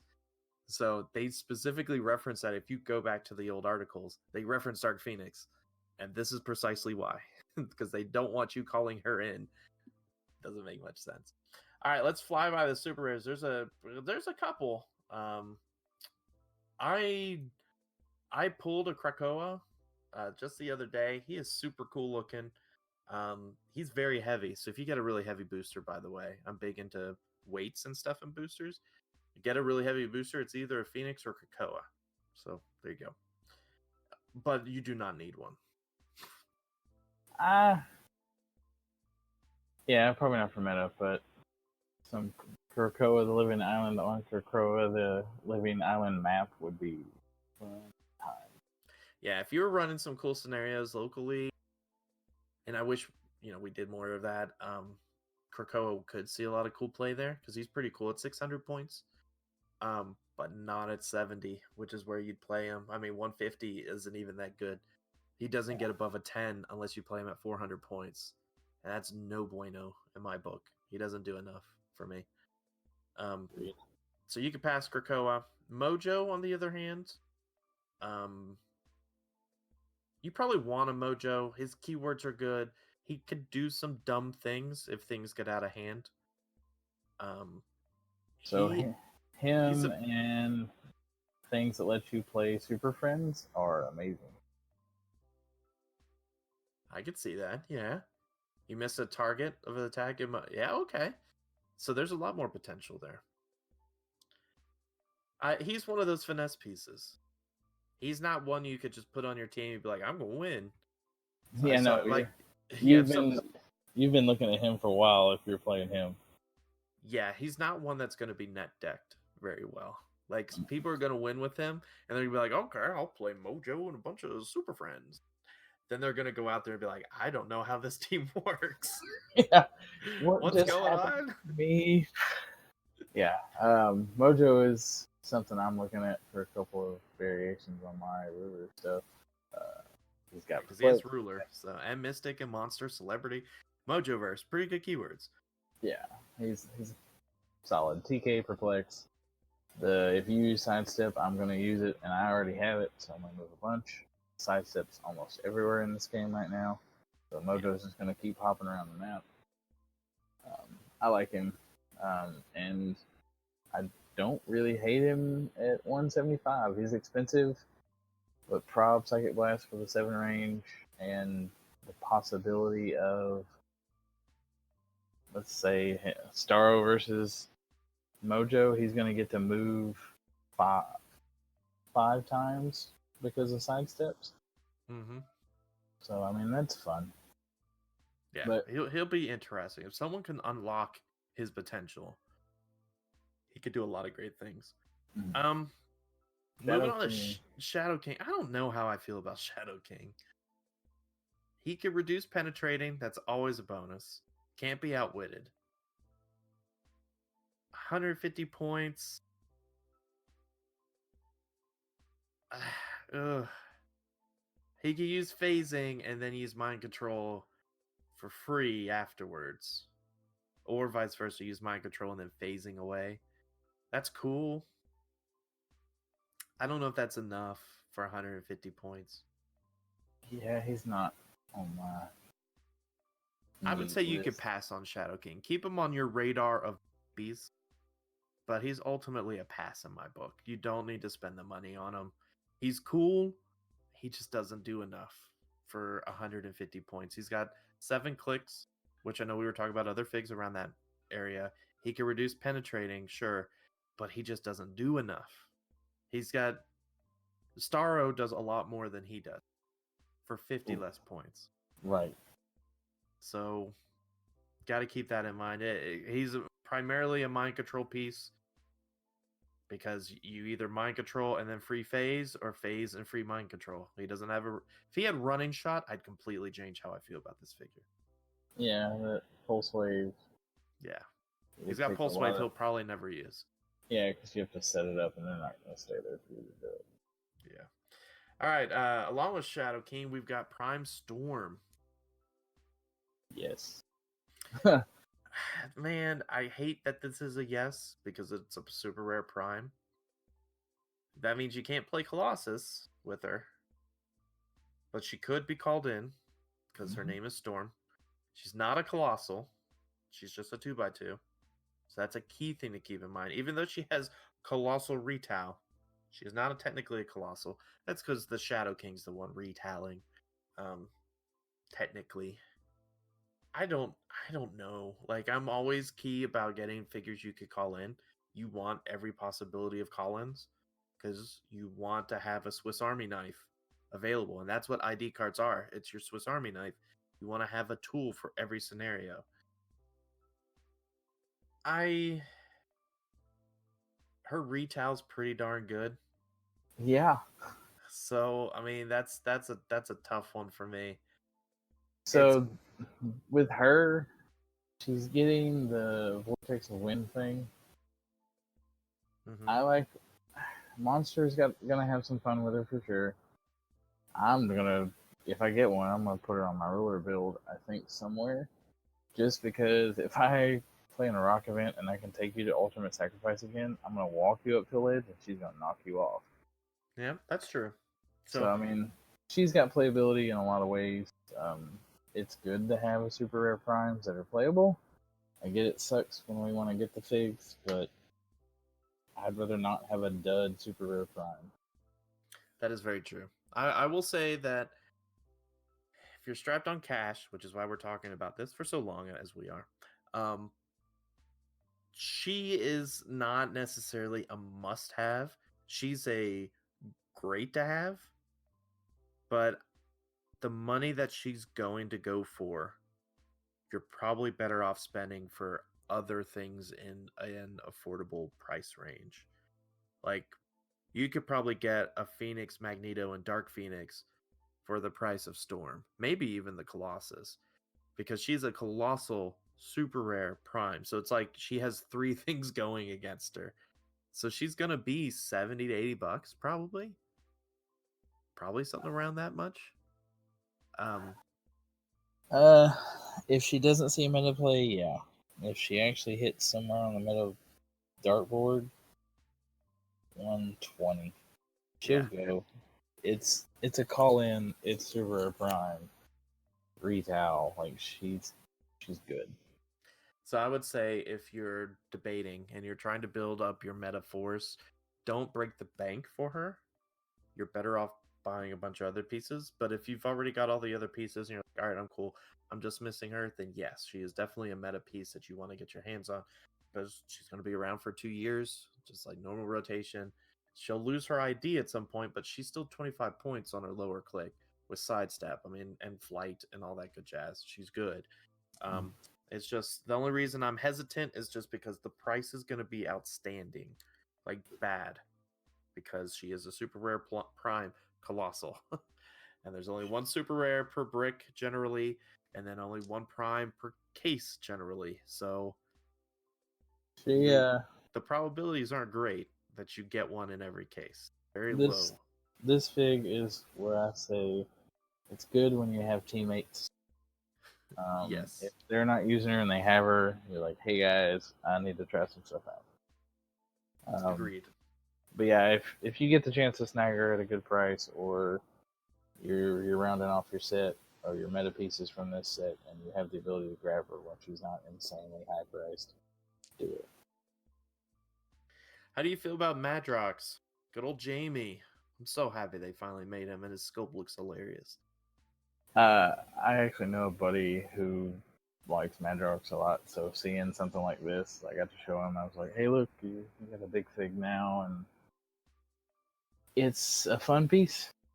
Now, Aaron, I know personally you have to have him for one specific reason, All right. and that's because he has the pirate keyword. Yeah. For those that don't know, Aaron loves the pirate keyword. So I he would has love it pirate. if Pirate Deadpool actually made that like during forced construction. But yeah, I mean, they're it would be fun. You're gonna make me talk about Champion Pool from back in the day. He's actually got good keywords. He's got amazing keywords. Probably the most keywords in this set. Right. He's got a scientist, a celebrity, detective. I can run him with that dumb Batman from Rebirth if I really wanted to, for whatever reason. Pirates there for sure. Politician, police. Police can be scary in Golden Age, actually. The X-Men, the X-Factor. For his points and what he does, he'll always be a fun fig to have on your force. I don't think we'll see him make a splash in the meta, even with his keywords. 100 points is a Starro. He's no Starro. I think the only shot he had is if you play him with a. Well, no, I mean, no, it wouldn't work for for shape change. So no, yeah, I agree with you. I was gonna say maybe Q if you could roll a 5 or 6, but that's for super senses, not shape change. So I was gonna, yeah, he's a fun piece, but you don't need him. 100 points for 4 clicks. Doing the math is very bad, and he doesn't have reducers. Yeah, And no. he doesn't have. He has protected out with shape change, so there's that. But Battle Fury, Colin Beast is just gonna ruin your day and score 100 points. Mm-hmm. So as cool as he is, you could pass on him. But you could probably still get a decent amount if you try to sell him. Probably. And the last but not least, for the super rares, Iceman. If you get rid of an Iceman anytime soon, you made a grave mistake. He's able to be called in. X-Men keyword, X-Factor, armor, defender's champion. So not great keywords. X-Men's really the only major one there. The other ones are kind of so-so. Well, for modern, yeah, it can only be the one that, or armor. There's some armor in there.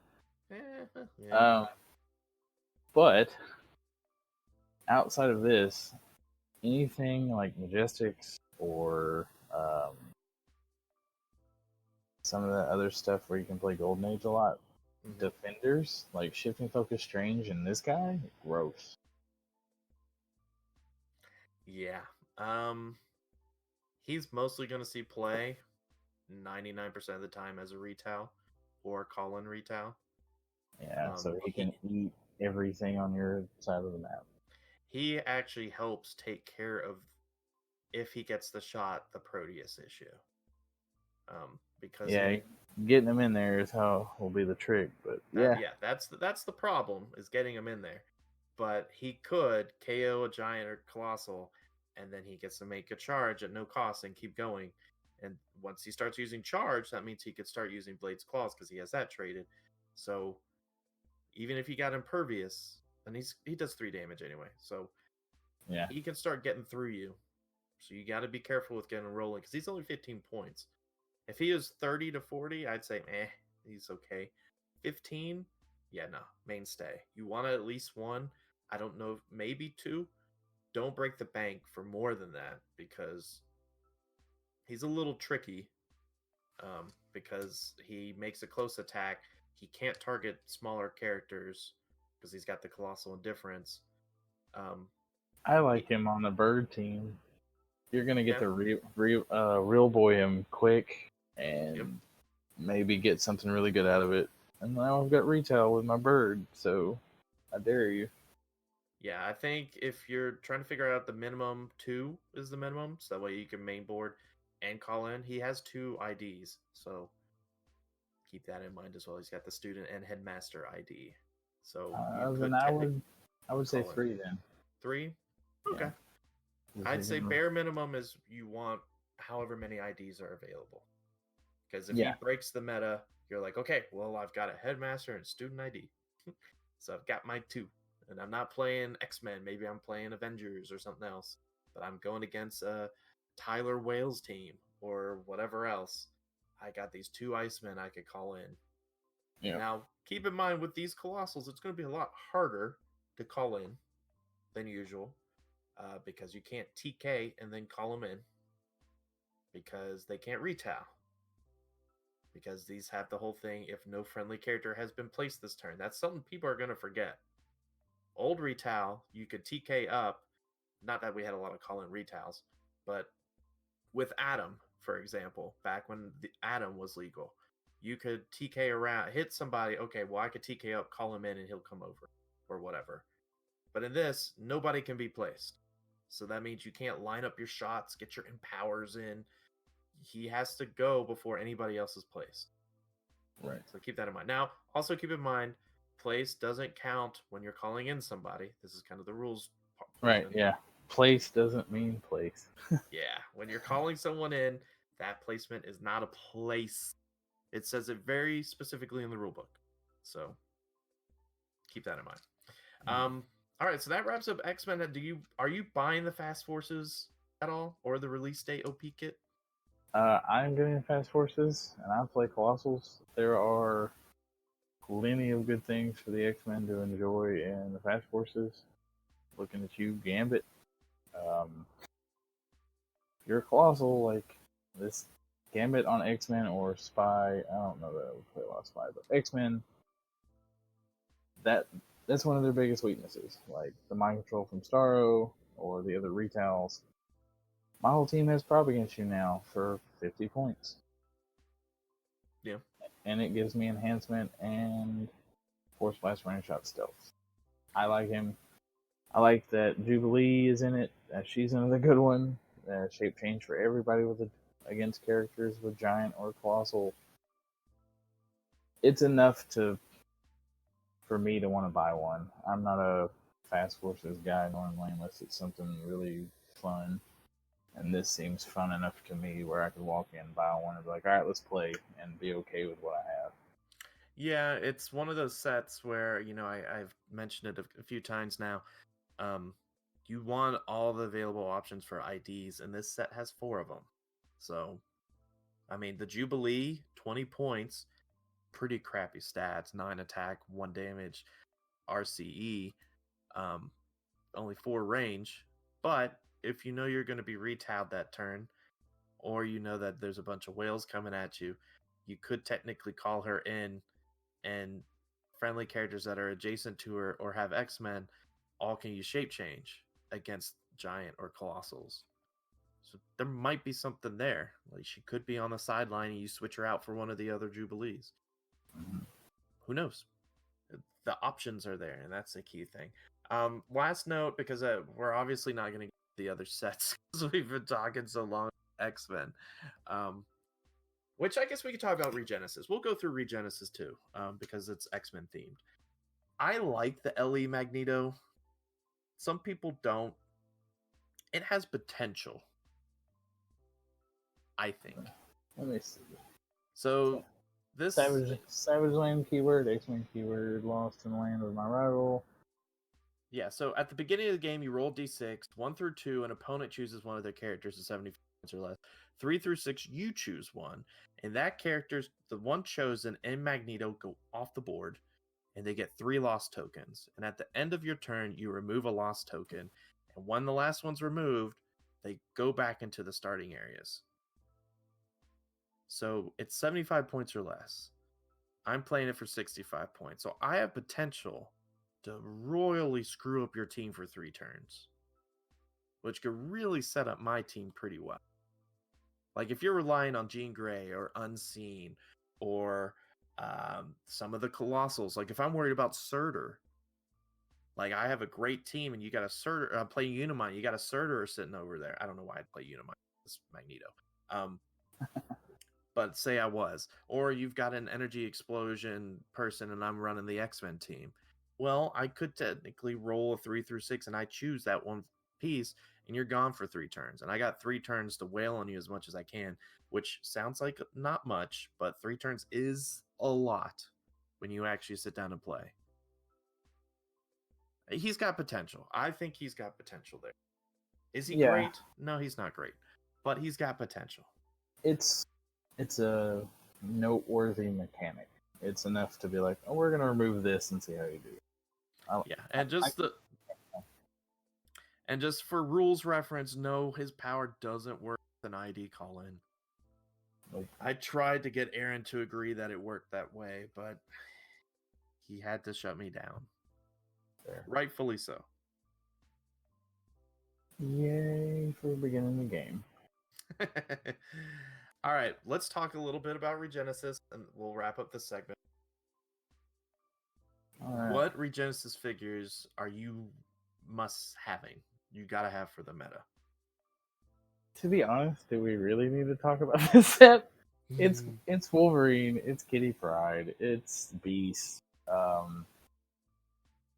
might be a few ones that I've overlooked. Oh, Rachel Summers, granting running shot with her bounty, and she's a good fig.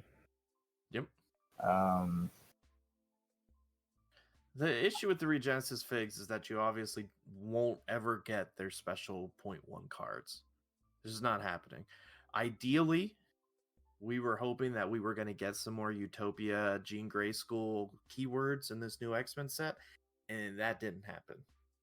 So, you're not going to get them. Still holding out for Evan. Evan needs that keyword real bad. So yeah, your Kitty Prydes, your Beasts, ID Collins, the probably really, really, really top tier ID Collins. I don't hate Iceman. Iceman's not bad if you don't have access to the chase. He's good because you could call in the Headmaster one to give everyone barrier, and then he has barrier on his 50 point. And excuse me, and his hypersonic drops barrier. Yeah. So leave him a hole, let him run out, block off that whole section he just came back out of, and he's got 2 extra pieces floating around wherever he was. So I would say if you're going bare minimum with Regenesis, Kitty Pryde, Beast, and Iceman. Colossus maybe because he's the lowest point Colossus we've got, 70 points, and his ID gives impervious. So probably him, because the new Colossus I think is 75. Is what we were looking at before. Yeah. So and arguably the 75.1 is significantly better, but in case you are only playing someone with 70 points, this Colossus is better because you can actually call them in. All the other IDs call-ins are good, cheap call-ins, but like if you can't afford the super rare Wolverines or the super rare Cyclops or Chase Cyclops, they're good call-ins. I will say Psylocke. I have not been a fan of this Chase Psylocke. I know what she does. In Cap, when she uses it and hits after resolutions, choose a standard attack or defense power that hit character can use, and they can't use that power until their next turn. So she's cool about shutting out powers for only 40 points, but she's got a hit, and that might not happen. So yeah, for Headmaster ID, it's 5 points. She's a perplex though, so she's not completely a one-trick pony. She's just too expensive right now. Yeah, she's still sitting, I think, around $80 to $100 because she's a chase. Yeah, hopefully she'll drop down. Yeah, I think she will, but she's just not as... She's good, but not enough to spend your money when you need to spend it on other things. I will say a shout out to the Ellie Cyclops. I actually had him on my Worlds team. This Ellie Cyclops with the Magneto helmet is probably next tied with the Chase Cyclops from X-Men as the second best Cyclops call-in, if you have that many points. Because he's 100 points. The 70 point dial is I wouldn't worry about the 70 point dial. It's the 100 point part that you want, which gives you the energy explosion, 12 for 4 running shot. He's got a stop click. He's there for when you need the range and you need the energy explosion. So if you don't have the room to play a Jubilee, you don't have the room to play the other Kitty Pryde to call in Lockheed, you don't have the room for an extra ID, keep him on your sideline with your super rare, because there might be a time where that super rare is not going to help you and you need this energy explosion to take out a bunch of Colossals. So keep it in mind. All the other figs, I will say this, the month 3, they don't have it in rounds, it's on the evidence thread. Month 3 Magneto is probably one of the best Magneto call-ins you could do for 125 points. 125. And the reason being is because he's got running shot pulse wave, which is always like makes it one of the top call-ins. He's got TK and he's got improved targeting blocking. So that means if your opponent's hiding behind, now you still only destroy one blocking when you do this, but you could running shot pulse wave, destroy that one blocking, and get a single target pulse wave off on some. Yeah. For 4 damage. Hellfire Club also. So you could call him in, have the Prime Magneto to bump him up, or the Emma or whatever from the X-Men set. Bump him up some more, run out there, three range pulse wave, 5 range movement, or five movement running shot, 11 attack, 4 damage. He's one of the top Magneto. Like, since he's been released, I've been looking at my Phoenix Force Magneto, and I'm like, oh man, like I got 2 of you now. I don't think I need you anymore. Because this guy does what you do almost better. Now, the other one has Outwit. He's a little bit more. I think he's 150. Get this Magneto. He's not going to cost a ton. It's month 3, so he might be a little expensive because not all the month 3s have wrapped up yet. But get him. The only other 2 I want to talk about are the Caveman, Wolverine, and Cyclops. I've been debating with the other Clickstuff guys. I don't see it. I don't see why they're good call-ins. I mean, 12 for 4, okay. That's pretty good. But Cyclops only has a 4 range. Running shot for 5 for 4, I get it. I mean, but he doesn't have the sidestep. He's probably not going to die. I just think there's better call-ins. Have you looked at these LEs at all? Yeah. I agree with the Magneto thing. That's kind of where I stopped. Yeah, the caveman, Wolverine, and Cyclops are just, they're cool. It's cool to have a caveman on your sideline, but you don't have to have them. There are better call-ins. The Wolverine might be an super rare, the super rare one from Xavier's school. Right. All right, so that's going to really wrap it up for our meta buy, sell, hold. Well, I'll try to ramp it up in other episodes, but we'll continue on to hit all the sets in the next couple months, just because I feel like people want to know what figures they want to, like, they should be buying. Because half the time I'm like, well, this figure has potential, but should I spend $30 on it? Is it that much potential? Right. All right, let's wrap things up and let's go to a click 4 for our final thoughts. Click 4. Final thoughts. With that, we enter click 4, the KO click for final thoughts. Aaron, what is your final thought for this incredibly long episode where we talked way too much about X-Men? We're just excited. There's lots of good stuff in it. Exactly. Please use the win.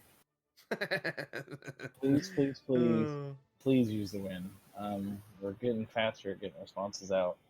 A lot of us are openly in a lot of the groups and try to help with questions when we catch them, but if we don't respond fast enough for you, just post it and win. We'll see it, get it answered, get it back out. I would definitely say our turnaround rate on questions and stuff like that has increased a lot, especially going into Worlds. I will always push for that to be a thing. Outside of that, my biggest thing is community. Alex knows, who came from Chattanooga where I started running stuff. I came down here to Lucky with Howard. Still doing it. Now I'm doing it by making friends at Worlds and being proud of players I've met through there. Like, shout out to Micah for a cool thing he did, and I want to give him props for it on this podcast, actually.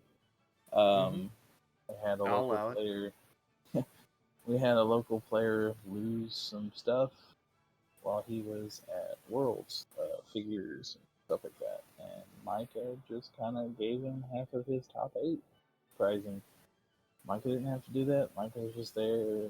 He felt bad for him, and he took care of him. So I have said it since Worlds, and I'll keep saying it. Micah is every Clicks player's little annoying brother.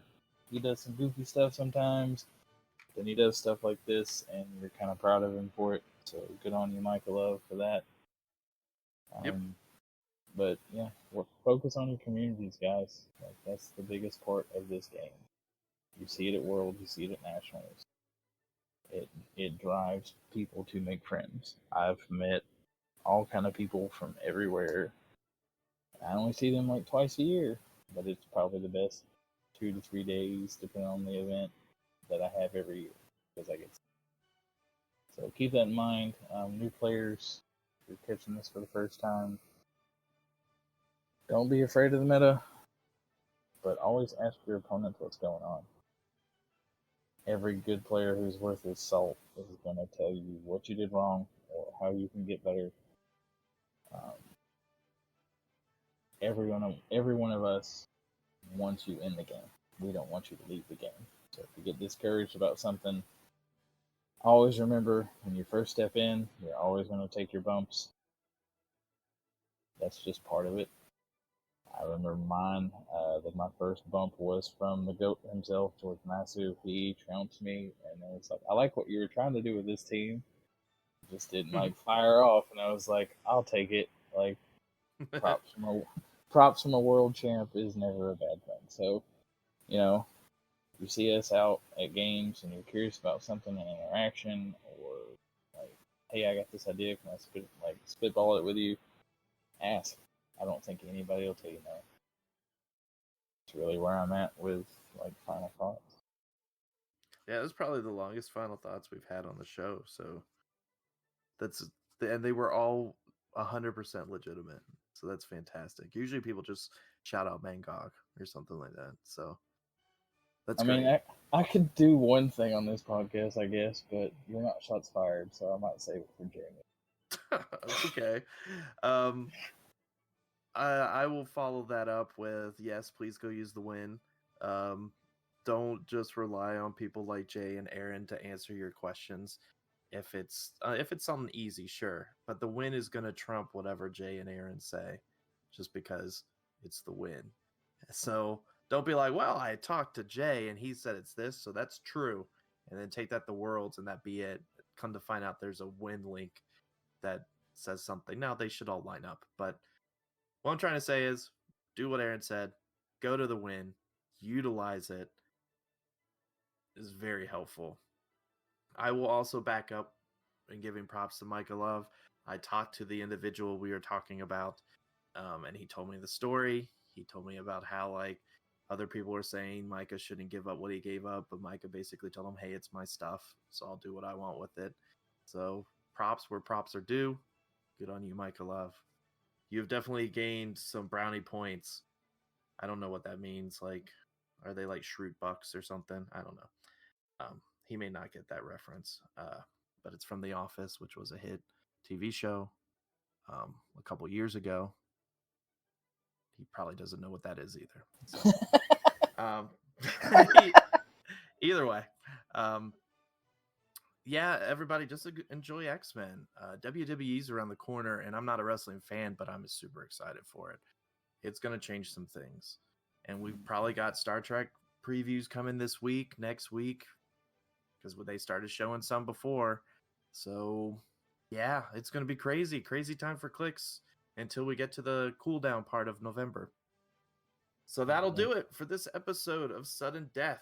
May all of your X-Men boosters have chases, and may all of your Super Sense rolls be sixes. Goodbye, everybody. See you.